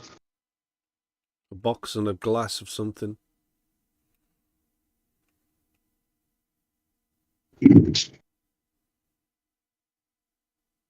So here I'm just gonna peen this out to fill the hole. And what that's gonna allow me to do is use it as a reference point again by drilling a hole through it.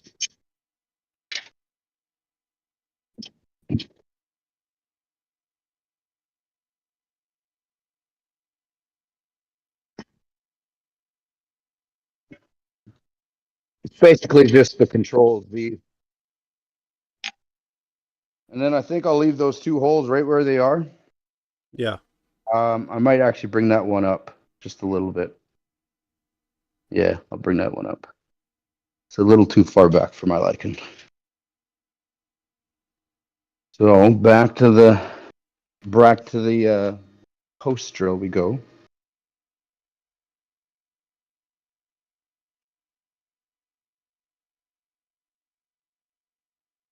Oh, I smell fuel. I smell propane or LP. Not good.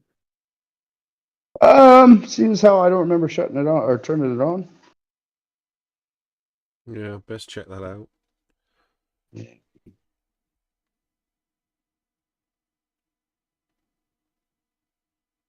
Well, everything seems okay.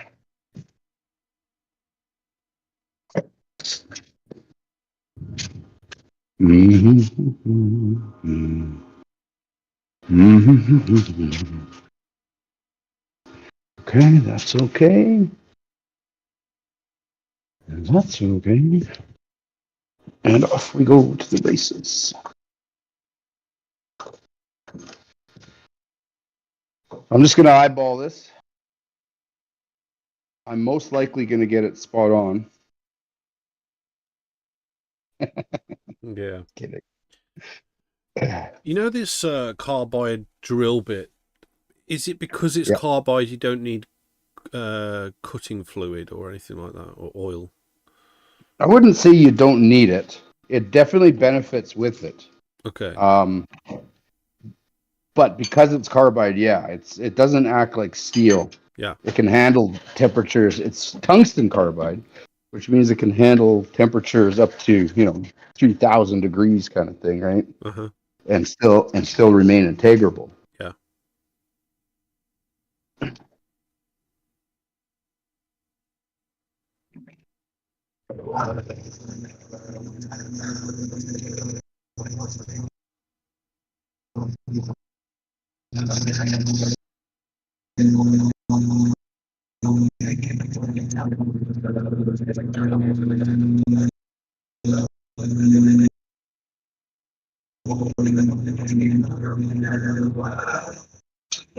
While we're here, go ahead and drill a 1/8 hole to accommodate our newfound plan of a bolster.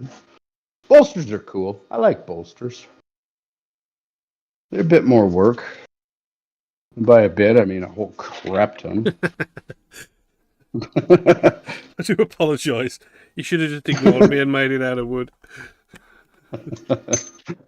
No, it's all good. Hey, it's nothing new to me to.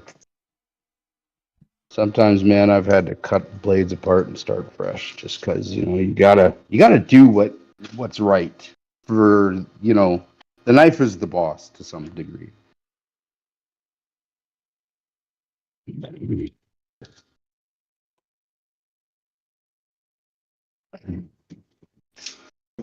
Brand new client.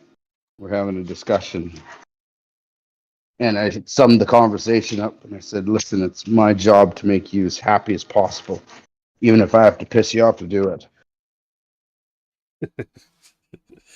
Because he was trying to go, oh, no, you don't have to. That's kind of, you could skip that detail or whatever. And I said, no, well, no, we can't. In this shop, the customer is not always right, I told him.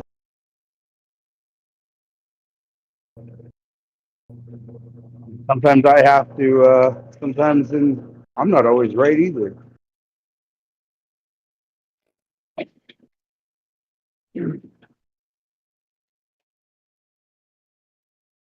So here we can use that brass to give ourselves a holding hole for our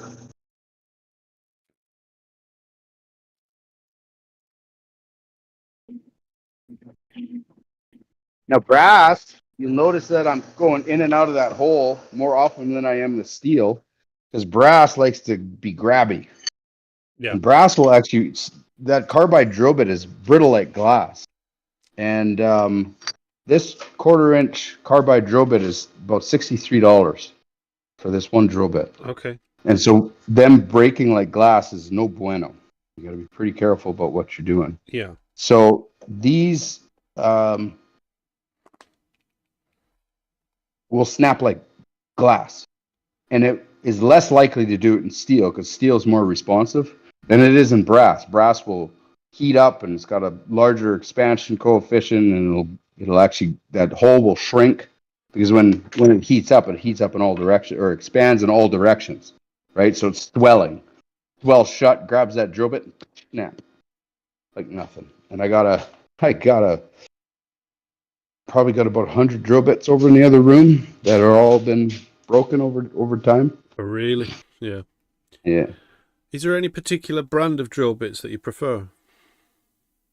No, I couldn't tell you the brand of drill bits that I use because I don't know. All I do know that I have like 2 good ones. Yeah. And they've been around the longest. I sharpen them. I constantly sharpen them. Like that drill bit that I showed you over there came to me and it was about 3.5 inches long. Now it's, 1.25 inches. So, what do you use to sharpen a carbide drill bit? Diamond. Yeah. That has to be my guess, diamonds.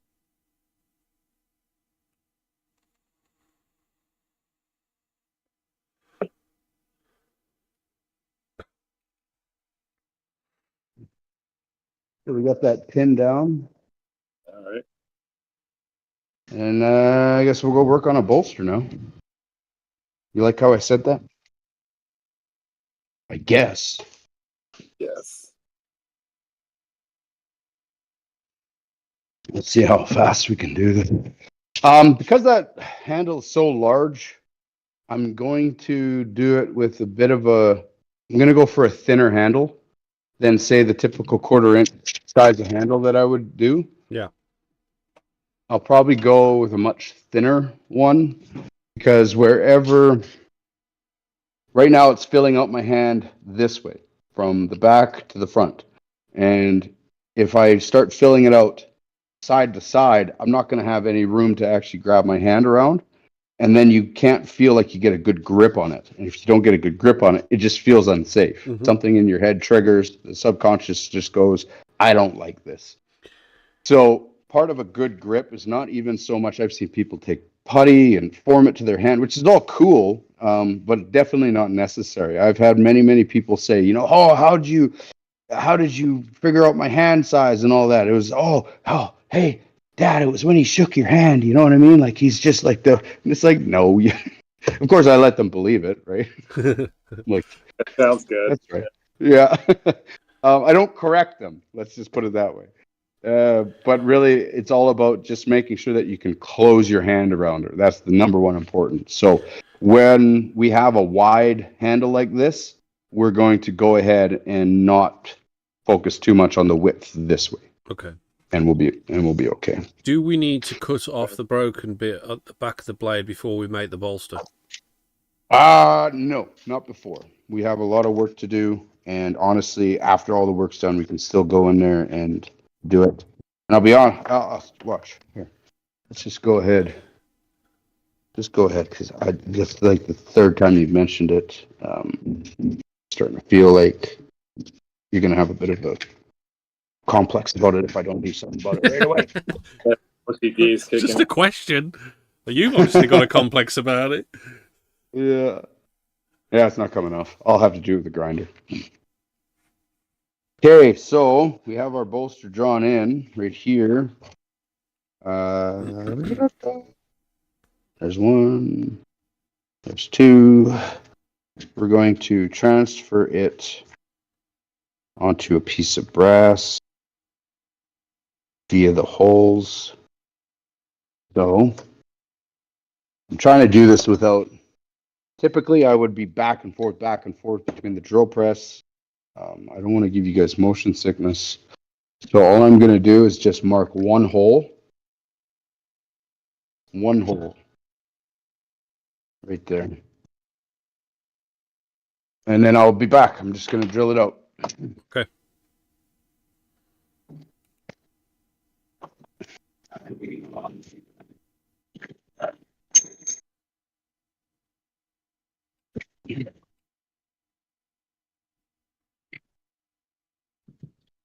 Scherm, do you have a bag? Oh, I was just wondering if you were going to ask me that. Of course I got a bag. All right. While Smith's drilling this out, let's have a look at what's in Scherm's bag. I'm just going to do the intro and then I'll let you know when to start. Okay. Scherm's got a bag, it's filled with mystery. No one knows what's inside, it's a rig history. He's always in everybody's eye. But what's in Scherm's bag? We all wanna know why. What's in Scherm's bag? It's a rig masterpiece. Nobody can guess, it's got us all deceased. Is it gold and diamonds or something bizarre? Scherm's got us wondering what's inside his jar. What's in Scherm's bag? Scherm's got us wondering what's inside his bag. What's in Scherm's bag? Scherm's got us wondering what's inside his bag. Okay then, guys, what is in Scherm's bag? Is it anything to do with the name Scherm? Of course. All right. Guys, if you can put the answer in the stream party chat, what is in Scherm's bag? There's a clue in the name of the stream. And if you can get it right, it is 500 magical Raptoreum coins. And yes, they are magical. What is in Scherm's bag? What's that? Looks triangular. What is it? Toys typing? A shaver, Toys saying? No. No, not a shaver. Budweiser saying a scraper? No. No. Todd saying a hanger? No. No. You got any ideas, Smith? What's that? What's in Scherm's bag? It bent. It bends. It bends. What is that, guys? It bends. It twists. Oh, no, that was the bag. The bag bent. Oh, is that a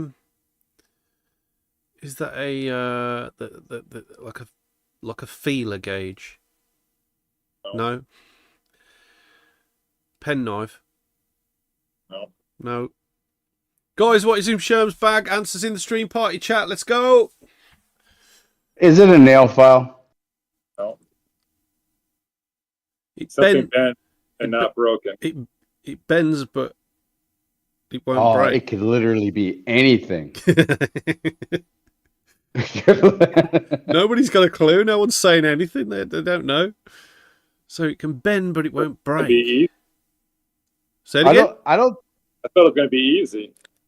I don't think it's something that can bend but not break. I think it's just something that's bent and not broken. That is correct. So it could literally be anything. Brat Bobby's saying a shoe. Fudweiser's saying a wire. Todd is saying a paper clip. There you go. Oh, is it a paper clip? Oh, Todd's got it. Todd boss. I seen it right. Dang it. He beat me to it by half a second. There we go. It's a big paper clip. It is a big paper clip. Yeah. Well done, Todd. That was a good one, Scherm. Thank you. Yeah, cheers, man. Cheers. Back with the Smith. All right, I managed to get one hole drilled out. And I'm just going to get it installed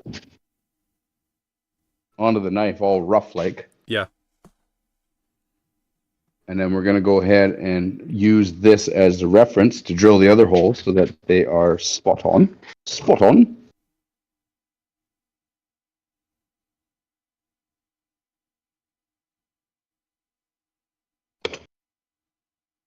The hole's tight. I would usually take the time to ream it out and make sure that everything fits together nicely and beautifully, but we don't have that kind of time. So,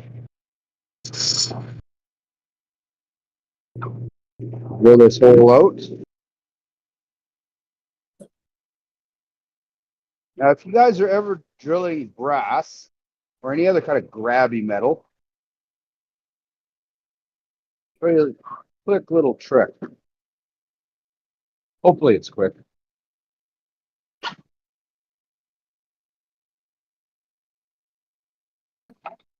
All right. We have a brand new drill bit. Let me get a brand new drill bit. I'm just going to open up our drill cabinet here. Oh, I'll show you that. Show you that tub of This is all the broken drill bits from over the years. I can't even get it open.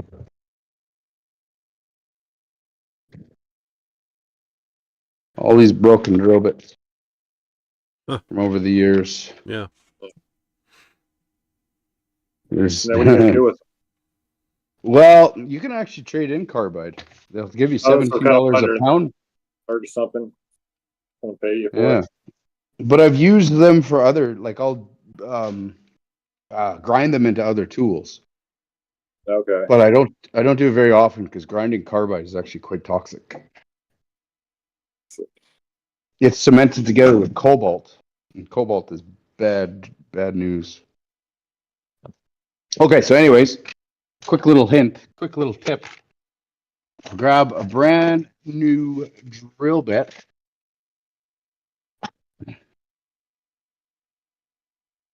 Oh, I don't want to do it to that one. That one's a beautiful drill bit.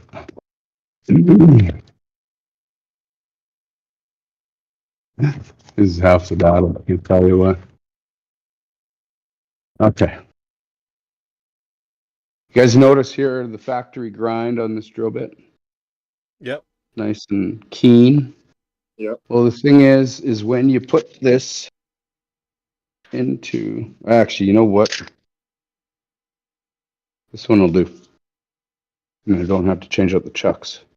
So it's got that super keen drill bit, or super keen edge. And put it in and drill out a grabby metal, such as copper or brass. And I don't want to use a piece too big because it'll grab it and spin it. Cut my hands up.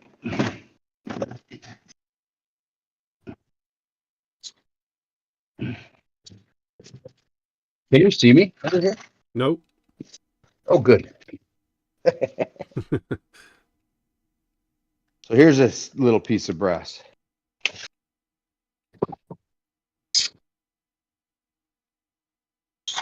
I'm going to make it even smaller. All right. Something pretty hard to control, I would say. When you get to a point, well, where it just grabs it, just like that. Yeah. There's nothing you can do about it. You can do whatever you want, but it's as soon as it goes through that breakthrough there, Yeah. it like corkscrews into the brass, and it just rips it out of your hand. There's nothing you can do. You can pin it, hold it. You could use vice grips, whatever. It'll either deform the hole so bad that it ruins your piece, or it'll just strip it out of your hands. It'll do something stupid. So here's where the little tip comes in. If you take something, piece of sandpaper even, in this case I'm going to use a diamond file, and you take that edge and you just take it down, just a hair.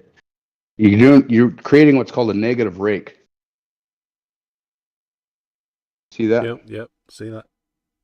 Got that shiny spot there, and Yeah. here it's still the original factory edge. So I'll do that to the other side here.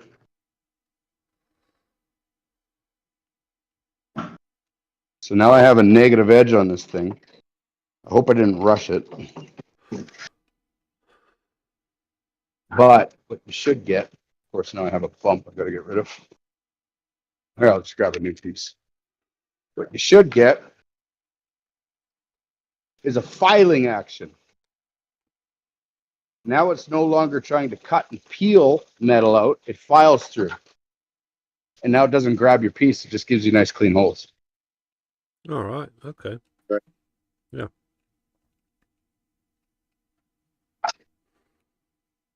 That saved a few fingertips in my day, I tell you what.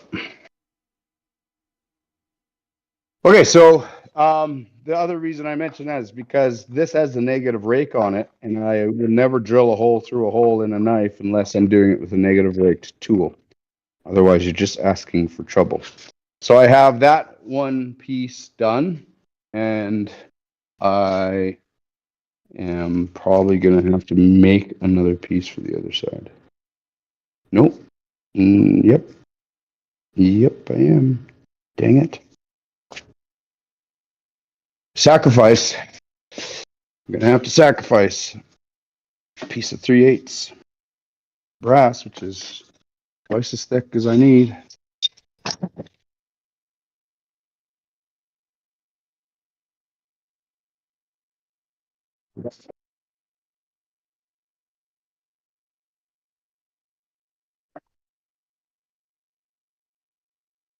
This one's much thicker than I need, but do it just for you, Binarai.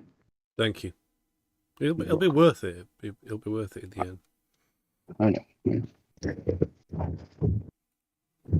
So there's a lot of back and forth in this process. Like I'm back here right now at the vise, just knocking this pin out so I can get this piece off, so I can put the next piece. Oh, no, I'll tell you what. I'll do it differently just to stay in the camera. So I'm gonna take my handy dandy shop Kiradashi. Love this thing. I'm just gonna go ahead and scribe a line either side. I'm gonna take these marks and I'm gonna just mark them out on the brass that's underneath.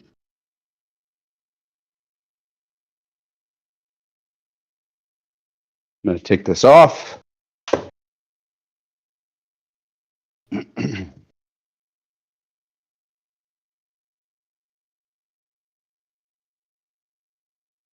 handy dandy little pin punch.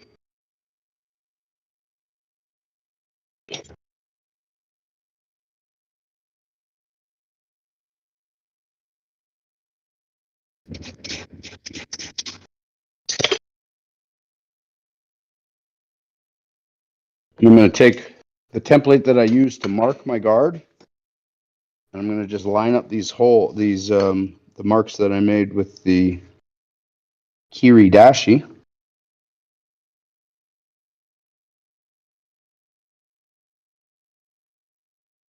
And need a bit more surface area.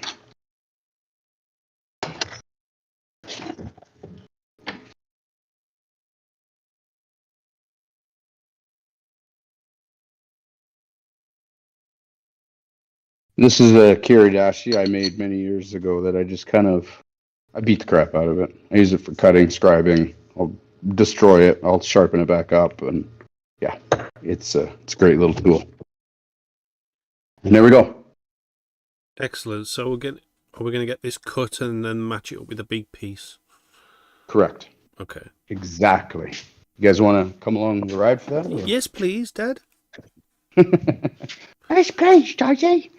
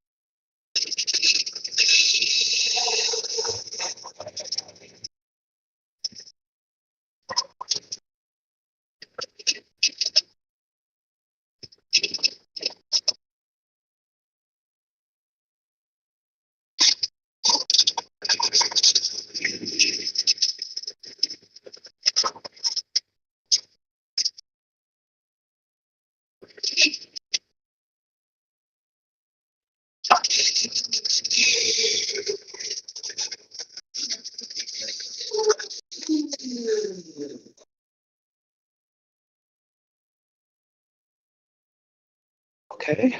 Are you okay? Yeah, we're still good. Can we? Oh, good. Can we have some chocolate from the cupboard, please?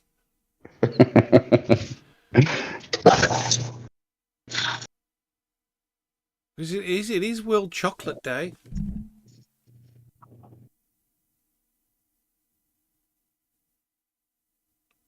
Oh, it's the day of the chocolate? Yeah. Nice segue. That was smooth. Yeah, and talking about your lines earlier as well, how you were trying to tell us it was bang on in the centre. It's actually Tell the Truth Day. I thought you were about to say Awesome Day. It's Awesomeness Day. Dedicated to awesome people. All right. I know when to be humble. I was off by a little bit. Admittedly, I was off by about 10 or 20 thousandths of an inch. Yeah, but just imagine if you didn't draw that additional line in the middle and you went with your original thing. That's right. Yeah, So you would have been way off. No, I would have been bang on. No. Yeah. No chance. That would have put me spot on the mark.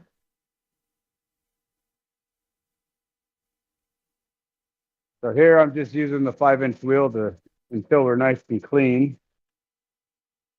Oh yeah. And you'll notice I've been using the 5-inch radius template. Yeah. And so everything will go together.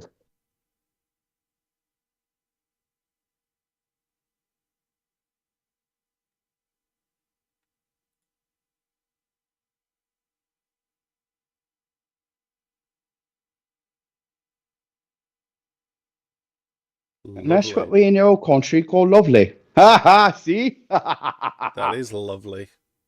It's lovely. Alrighty, I gotta make sure that I'm putting this on the right side so that I know which side mates to the other side. Clean that up.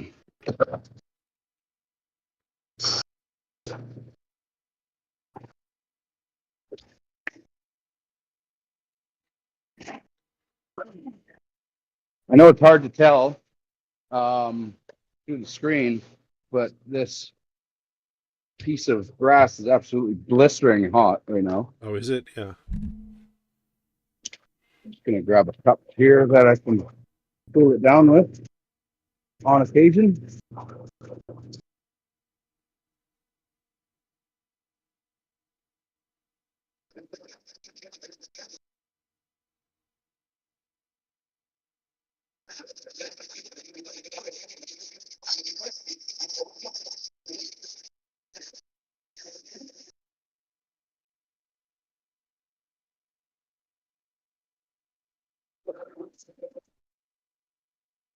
And there we have it.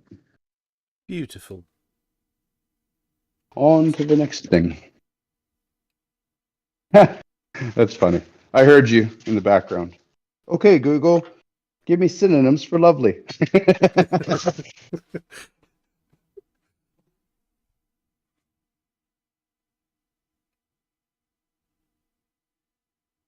And then, and this is one of my favorite tricks. I don't know how much of a trick it is. We're going to just lay that down and we're going to use it as our template for our next bolster. We're just going to take some of this beautiful stuff that I love to use all the time. And we're just going to put a drop or two there. Uh-oh. It's frozen. Was that Come on, super glue? Yeah, it is. Yeah. I got to poke a hole here.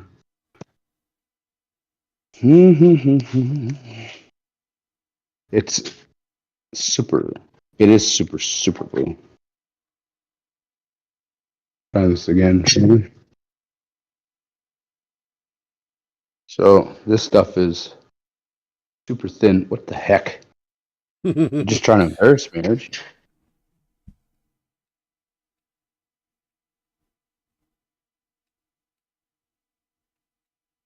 Yeah, it's got a hardened piece in there, and literally, just every time I push it down, it just comes back up.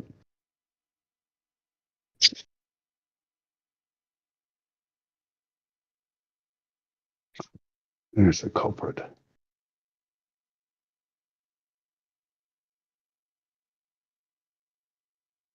All right, we're back in business. All right, sheesh. I'm just gonna add a little drop. Do you ever super glue your cuts? All the time. We don't even carry band-aids. Look at this.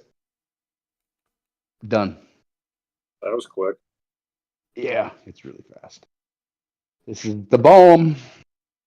This unnamed brand super glue that can call me if they want. Just kidding. Starbond. So now we get to use this. First thing we do is we drill our holes. And we just peck them. Peck.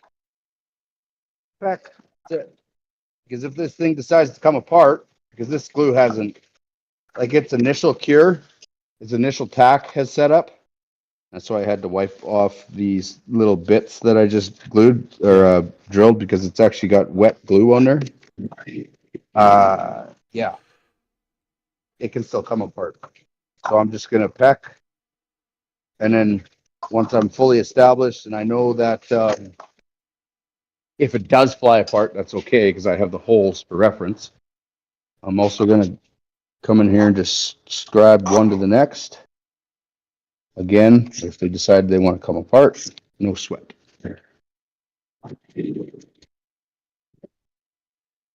I'll drill all the way through.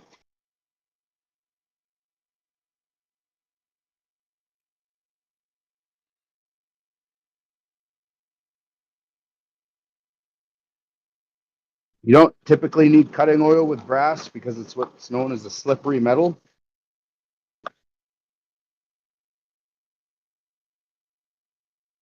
It doesn't hurt either, but you don't need it. That would be a good name for a Smith series on TV or YouTube. Slippery metal. There we go. We got holes. It's still together, so I'm just going to go ahead and use that to my advantage. Use the top one as a guide to show me what to do. Oh, I found my light. Sweet.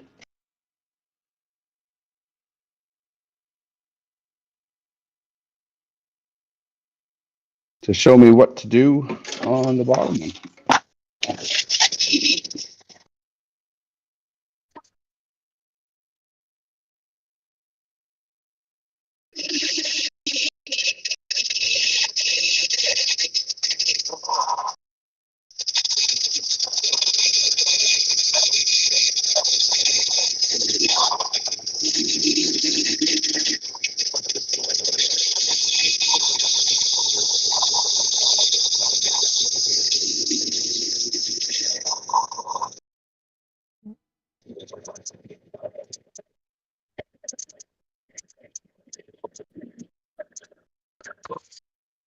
So now I'm only concerned about two surfaces. That's my top surface and my bottom because I'm not going to be able to access them once they're on the blade.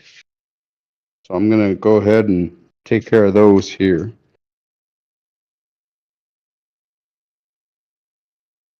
And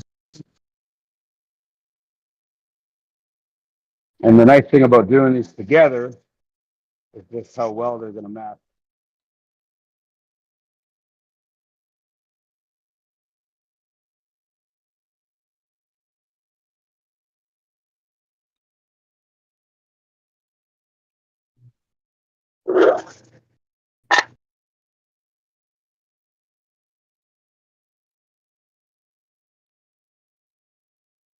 I'm going to keep going on these until they match as well. This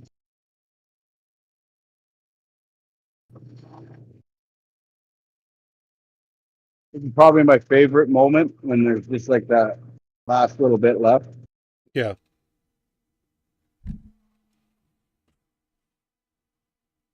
Nicely gone.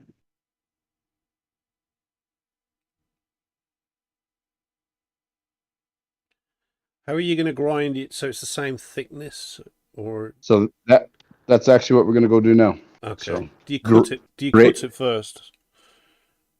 What do you mean? Like down the whole? Do you cut a slither off it and then polish it down to where it needs to be, or do you just literally grind it to where it needs to be? I'll grind it, but for you know what? Let's test it, okay? I know you want to put me in high pressure situations. Isn't it dangerous doing that on there?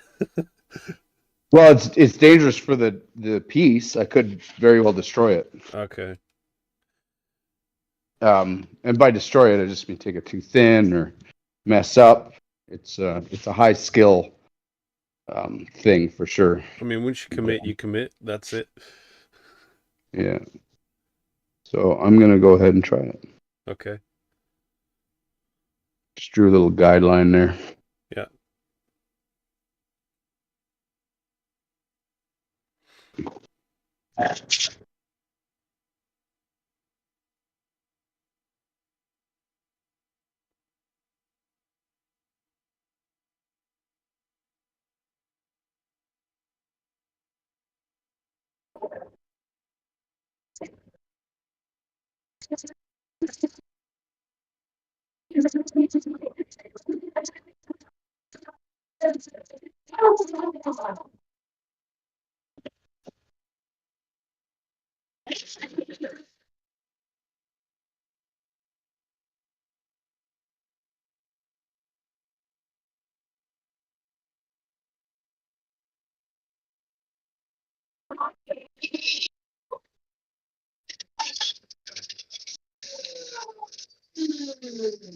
I was going to offer you a sandwich while you were doing that, but I thought it would be a bad idea. That's terrible. You need some fingers, Binarai. Come on. So I'm gonna come over here and burn these puppies to break the super glue bond. First, we'll have to go get a torch. Where's my torch? Oh, it was stolen from me again, I bet you.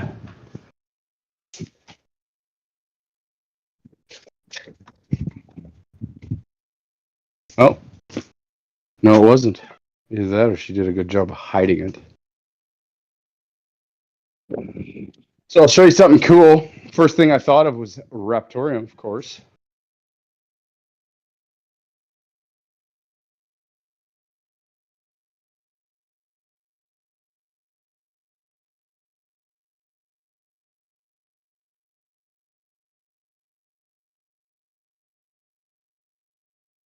Because the red and the oranges. Yeah. And the browns. Mm-hmm. Yeah, that's cool. Yeah. It is cool.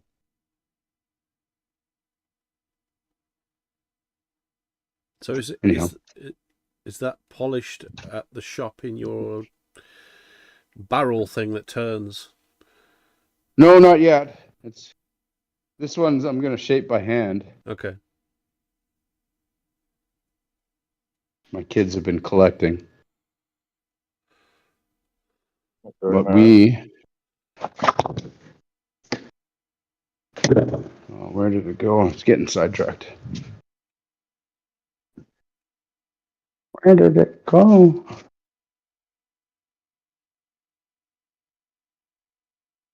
Shoot me down. Well, forget it. Anyways, we got a bag of this stuff. Got it sent up from Georgia.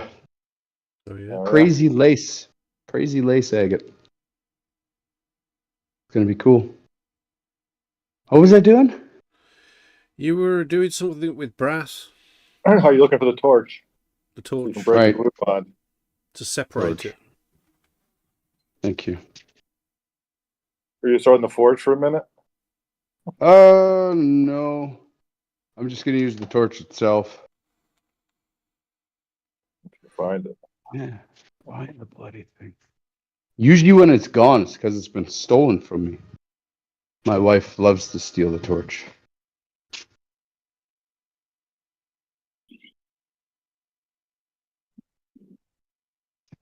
I wouldn't doubt it if she like stole it, so like took it.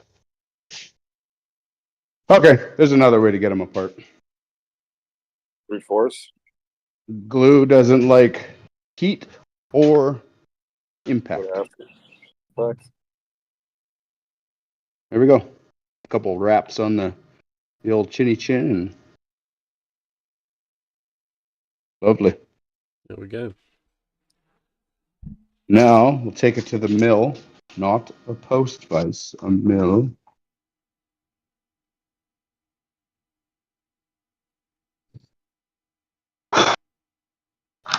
We'll use a crappy old 123 block. If there's anybody who has the inkling of machinery out there, machinery knowledge, sorry, don't hate me forever for this, okay? Yes, I'm clamping in a 123 block without really cleaning the vise. And yes, I'm about to super glue to my 123 block. Looks like you've done it before. Yeah, it comes off. Don't worry.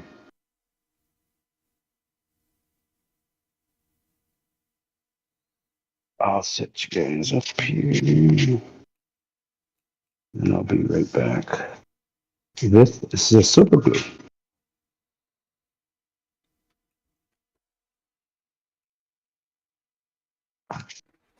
Oh, yeah, just do it like that. Now this one might need a couple extra seconds to cure up. Simply because I don't really want to. That other one, I wasn't really putting any lateral force on it. So whatever, no big deal. This one I am putting sideways force. So I'm gonna hit it. Maybe I'll just do one at a time. 2 little dots. I mean, saying that though, crap. Sorry guys, man, I'm just dropping you all day. Yeah, I'll be going to child services, that's for sure.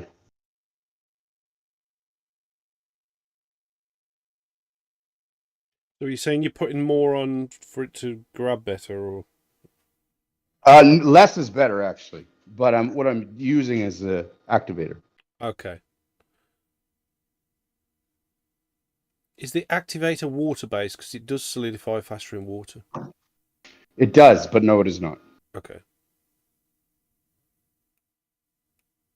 So I should have done the other one first because I want to have everything at that height. I'm going to grab a fresh end mill. It's going to be smaller, but it'll be newer, which means it'll have a better time of cutting. I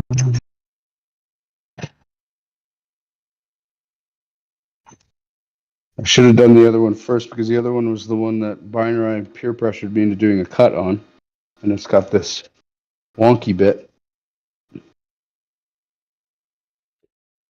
Sorry about that. Something I didn't tell you as well is it's World Forgiveness Day.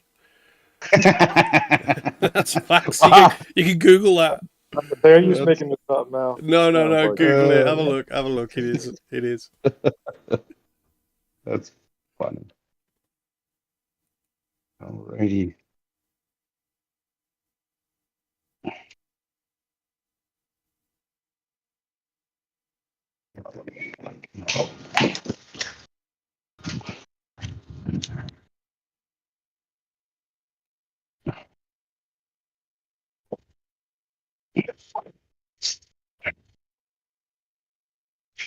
So what I'm going to do, I'm going to use this other one to get my height.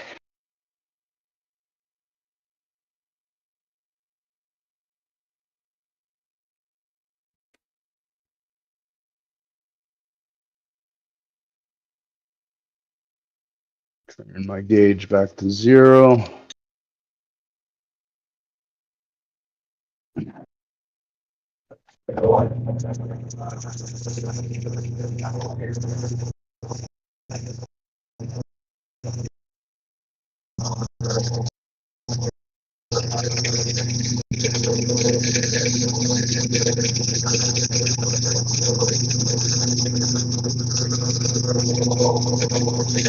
I'm taking her pretty slow.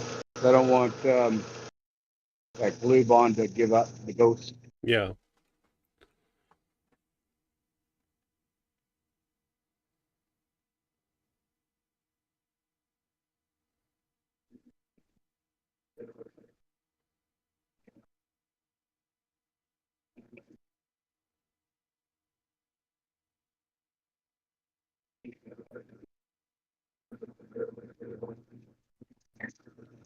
It's very therapeutic watching that.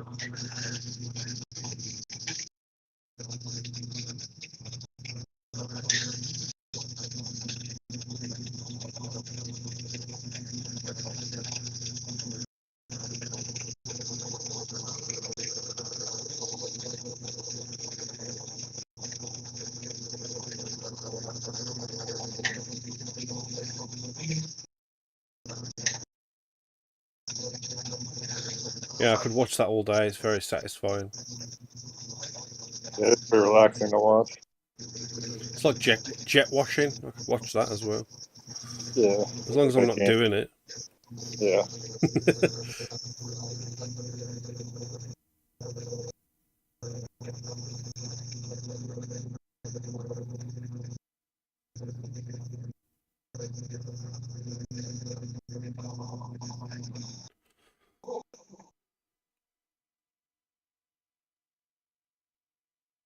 Beauty.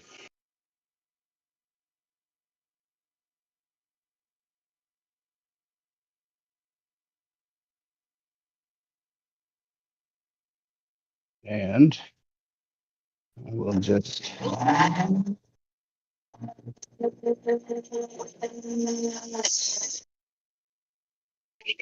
that off so I don't have to change my setup, take it out of there and do all that stuff. Yeah.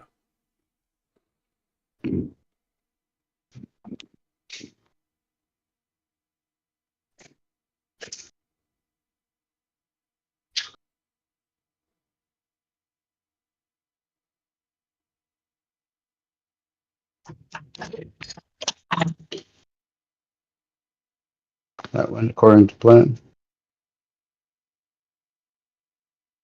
Oh my goodness, man.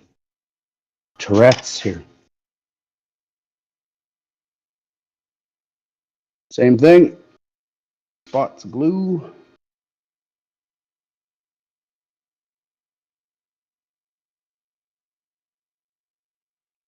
A bit of pressure. 3 seconds in. Solid. No, solid enough for my liking. Okay. I want to bring you in close, but that kind of impedes my ability to actually do the machining. So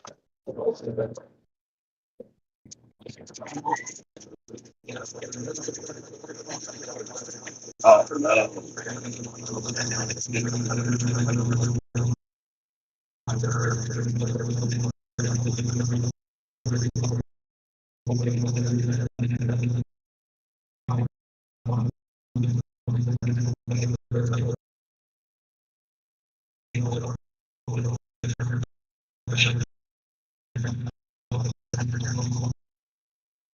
think my table nut just gave out.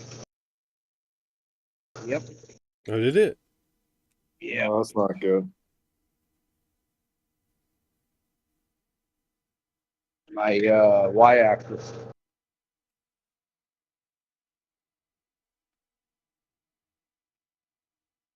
Yeah, I can still control it manually, but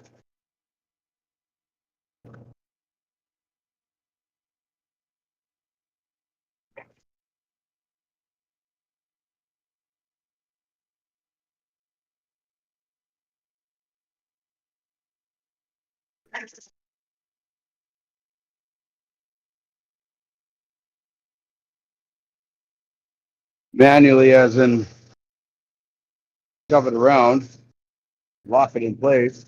That sucks.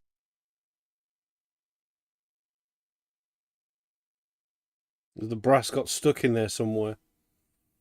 Well, no, yeah, the table nuts are made out of bronze.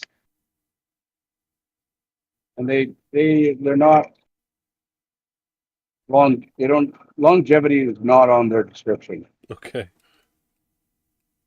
I've been wanting to switch over to a ball screw system for some time. But I mean, that costs money.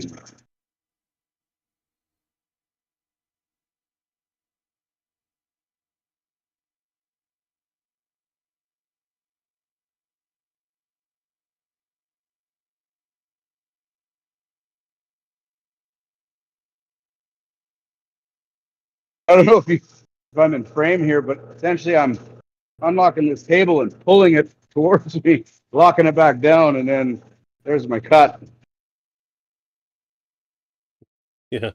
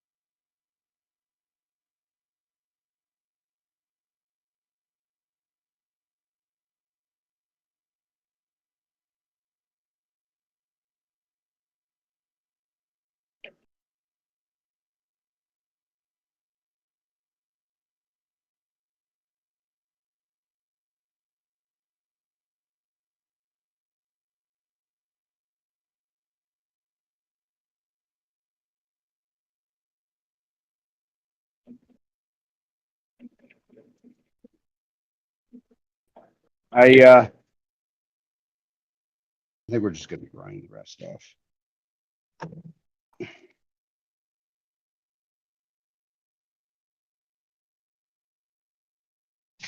Just grind the rest.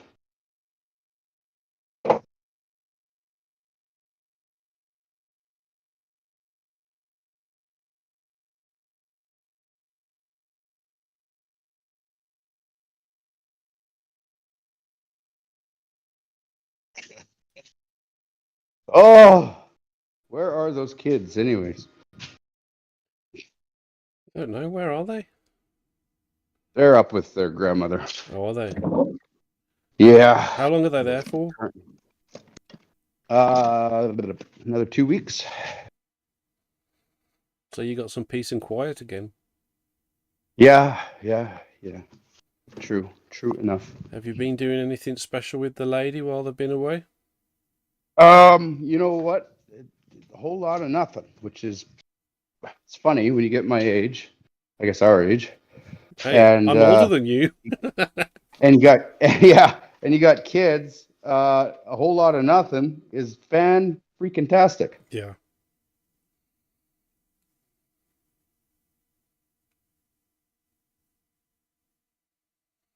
When you get to my age.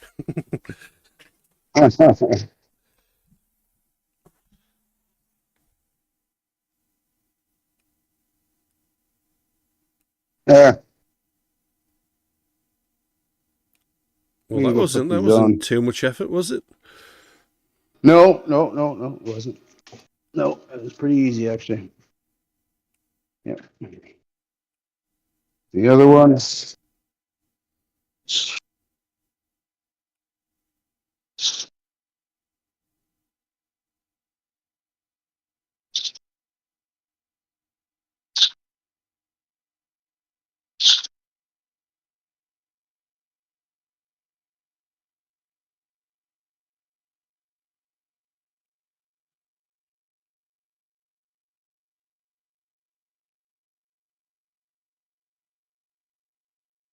No, no, no, no, no, no, no, no.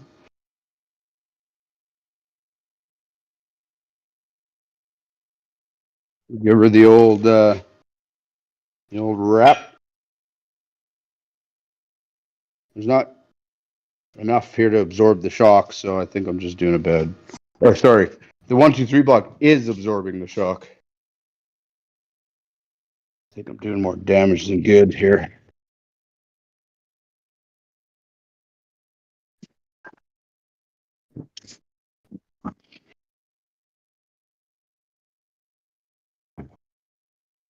Yeah, tough.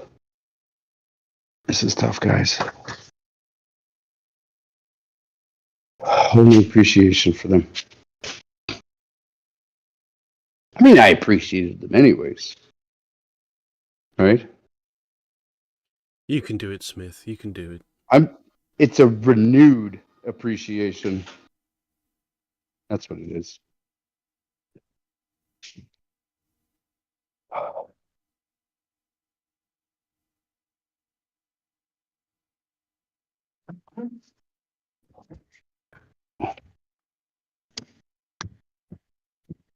Man. That's glued solid. Oh, there we go. I on occasion get quite amazed by the degree of holding force these things have at times. Do you know what would be a cool thing to do? To make a car out of nothing but metal and super glue, and see if you could actually drive it.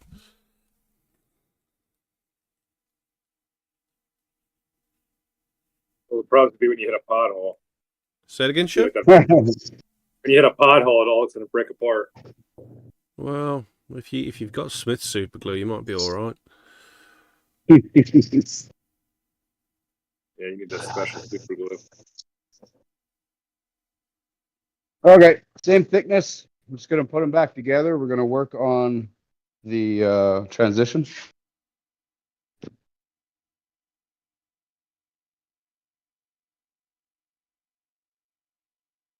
And clean them up to make sure that they are in fact still the same.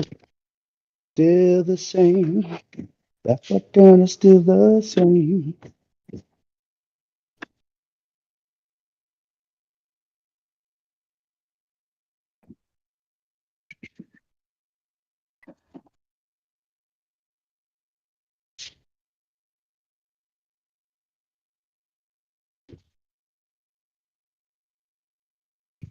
So there we go. We're just holding them together temporarily. Come back in here.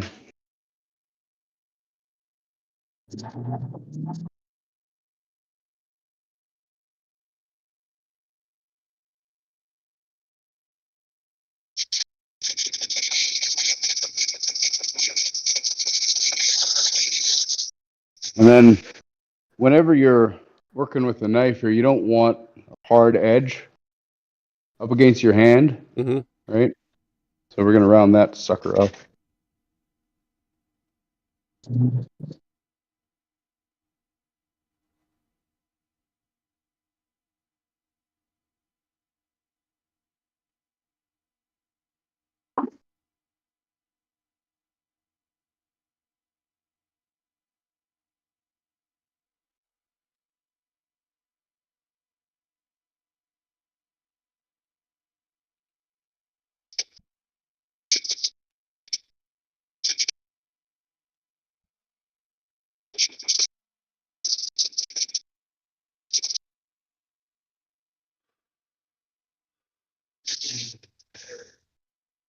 We'll do the rest by hand. Okay. Nothing beats by hand. Whatever you did before, Smith, with the quality of the stream, it's been A1 quality ever since. Did you turn those miners off? No, I didn't. You didn't? Never. What did you do? Was you just change the headphones? Yeah, that's all I did. I don't even know. All right. I'm just saying thank you, letting you believe that I actually did something, but I didn't. All I did was change the headphones. Oh, speaking of, I should check the power. I won't check it. I'll just plug in.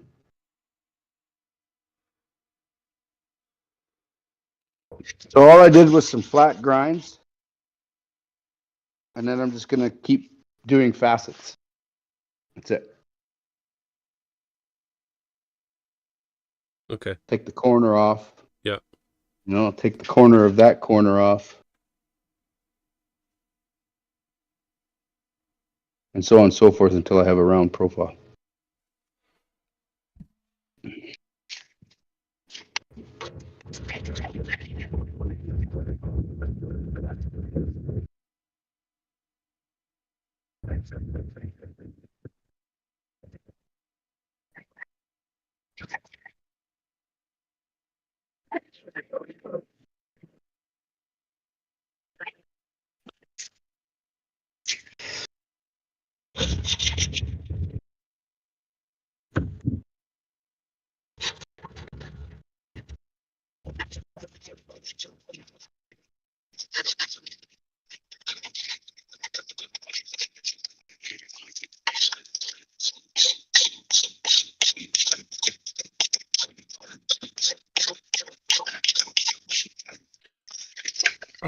I think I might bid on this. Isn't it for steak? This knife. That could be for whatever you want. Well, I was thinking of cutting up veggie burgers with it.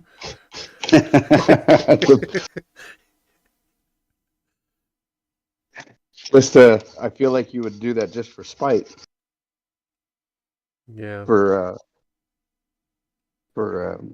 you and Charlie were having it out on the whole. So something that's meant for primarily for meat. The veggie slayer.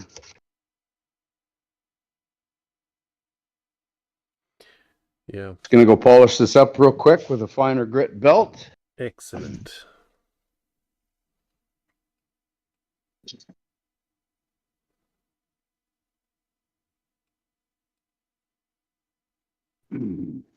Oh man, I am sweating. A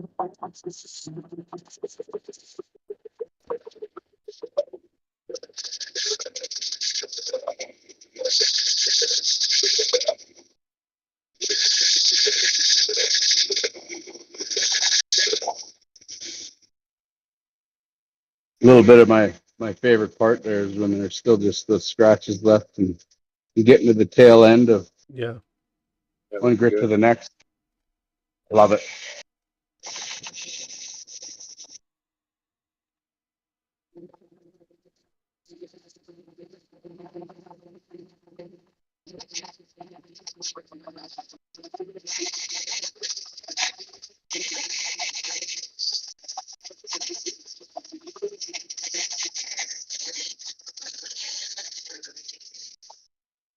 All right. And here we have it. Beautiful. Very nice. Knock these pins out. Get some brand new ones. We could peen it right onto the knife right now.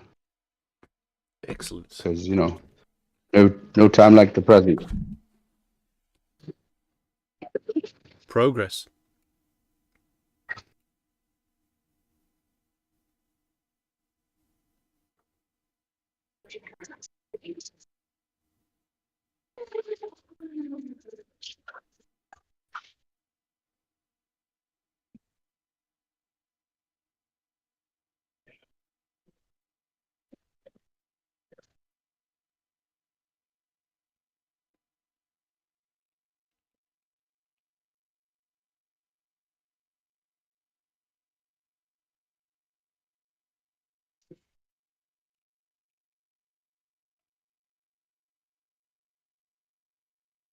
I might have to ring these holes out. They're a bit tight.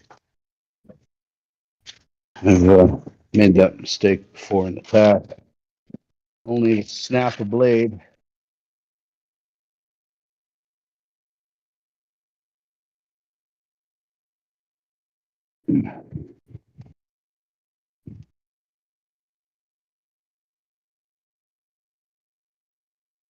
Now this one, of course, I've tried to break it.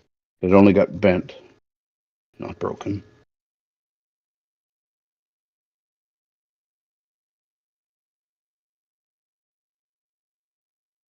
You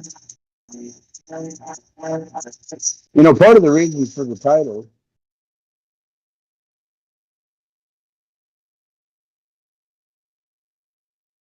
I like how these titles sometimes they just go so well on so many different levels. But one of the reasons for the title was the recent market action. We also The recent market action. well, it's quite a bit of news. Yeah, Quite a bit of people are a bit fun. scared of the whole Mt. Gox thing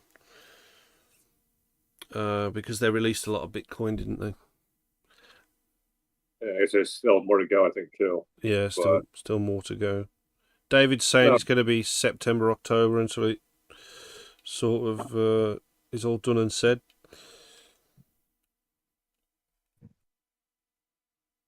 You know what the funny thing is, though? If you were to plug your ears and just look at the charts for what they are and look at all the cycles, you would never know that, you know, like, you would just think, oh, hey, look, there's a cyclic move. It's always something. We don't know what it is, but it always happens to be within where a cycle should be falling, you know? Yeah. Like, if you were just to look at the charts, you would go, well, of course there's a retracement there, you know? Like, it's look at everything that happened before it. And then somebody would come along and be like, oh, yeah, well, that was Mt. Gox. And you'd be like, okay, whatever. Like, you know? Doesn't matter what it is. Doesn't matter what it is. It belongs there, right? Yeah. But it's almost like every time something like this happens, it's something new, you know? Oh, you know, this is different than before, and crypto's gonna dump, and oh, shut up. What kind of effect do you think it would have had if Mt. Gox just did what they were going to do anyway with the Bitcoin and pay out, but the news didn't actually talk about it? It just happened. You know, so no one knew about it, but it just happened anyway. I think because they're not releasing out all at once, right? So do you think the news has played a big part in creating the cycles? I mean, there's probably worse news out there that we don't even know about, but they've hyper focused on the Mt. Gox thing and got everyone paranoid. Oh, absolutely. I think it has. I believe the stock market and crypto market to be one of the greatest computers ever made. It's a human computer. You're taking millions, if not billion maybe, people who are making individuals decisions. I mean, even before bots and stuff. And it all gives a singular nature to the market. Like the market is billions of individual decisions, but yet it has this nature of its own that is, I mean, people use all kinds of the Fibonacci and all kinds of other indicators and stuff like that have proven to be somewhat reliable, arguably, but somewhat reliable. And that right there tells me that it has a nature of its own, but yet it's millions and billions of different individual decisions. So whenever you put something in there, a catalyst like news, then all of a sudden you get the buffaloes running toward the edge of the cliff effect, right? And so I think without that effect in there, I think it would be drastically different. So are you saying basically the news is what creates the cycles, or are you saying that a cycle would be there naturally, news or not? Do you think that in different times of the year, people have different mental outlooks on their own lives and how they perceive things, so that would change the market in a natural way? I think the seasons has a big part to play in it. So because of that, human nature itself is going to play into the cyclic nature of the markets. I think it would be less of an effect if the news were not available, but there's still a nature that's built into mankind that plays into it, and it's just exasperated by the fact that the news focuses or hyper focuses, as you said, on really good or bad events. Yeah. But I think those would be there, just maybe not as exaggerated, even without them. Mm-hmm. On a different subject, X-Ray's just posted in the chat. He thinks CryptoSmith is looking younger and better for every stream. Nice. I would agree with you. Seeing as how the children have not been here for a week and a half or a week now, I would say that I probably do feel and look a lot younger.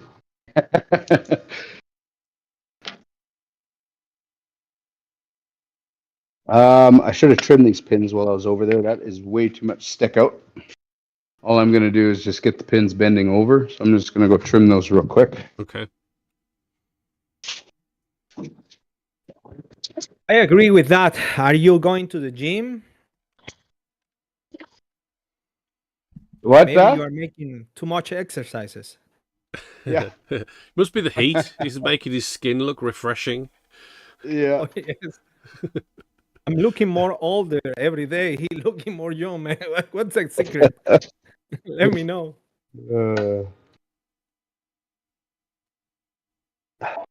My wife keeps me on.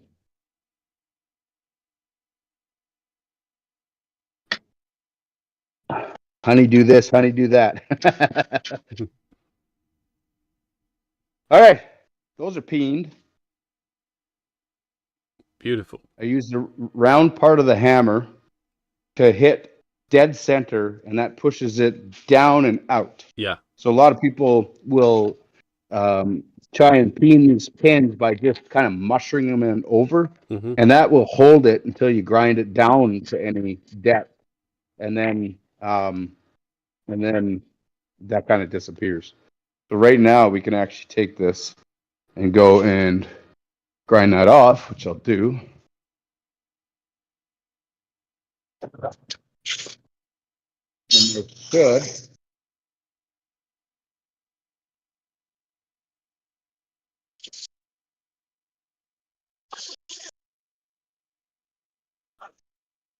Completely and utterly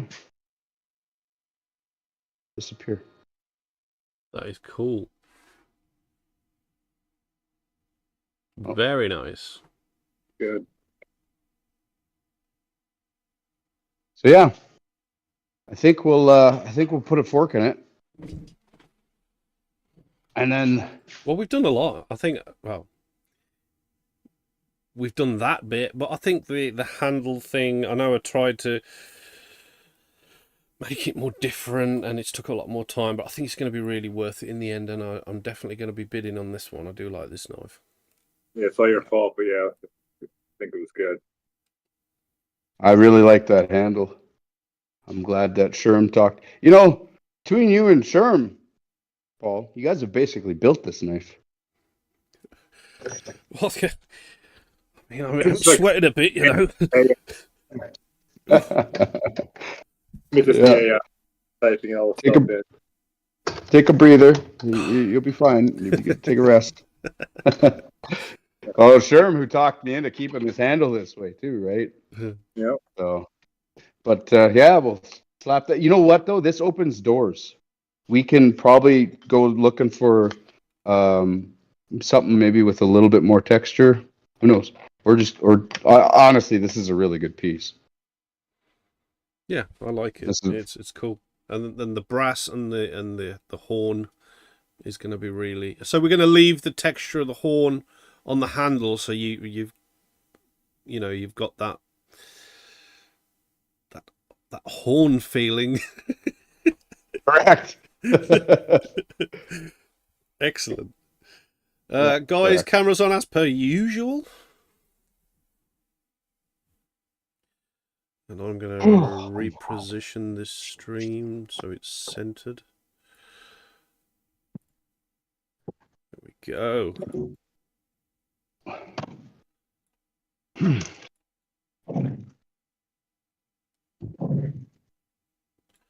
Okay, there we go. We are centered. So what have we decided what we're calling this, or I don't think we've even discussed it yet. Yeah, we got to brainstorm. Well, it's for chopping meat, isn't it? So is it a Raptivore? Well, he made it neutral, so you can use your vegetarian burgers with it. Well, I was thinking of going with just a meat name. So when I do chop up a veggie burger, it really grinds on Charlie's gears. You know what I mean? I would say that we have to The take its flavor? lifetime into account as well. The fact that I had to beat it and tried to break it and it just wouldn't break. That's got to be taken into account somewhat. Okay, so it's indestructible. It's the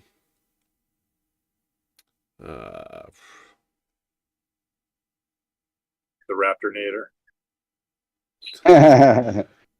Raptonator.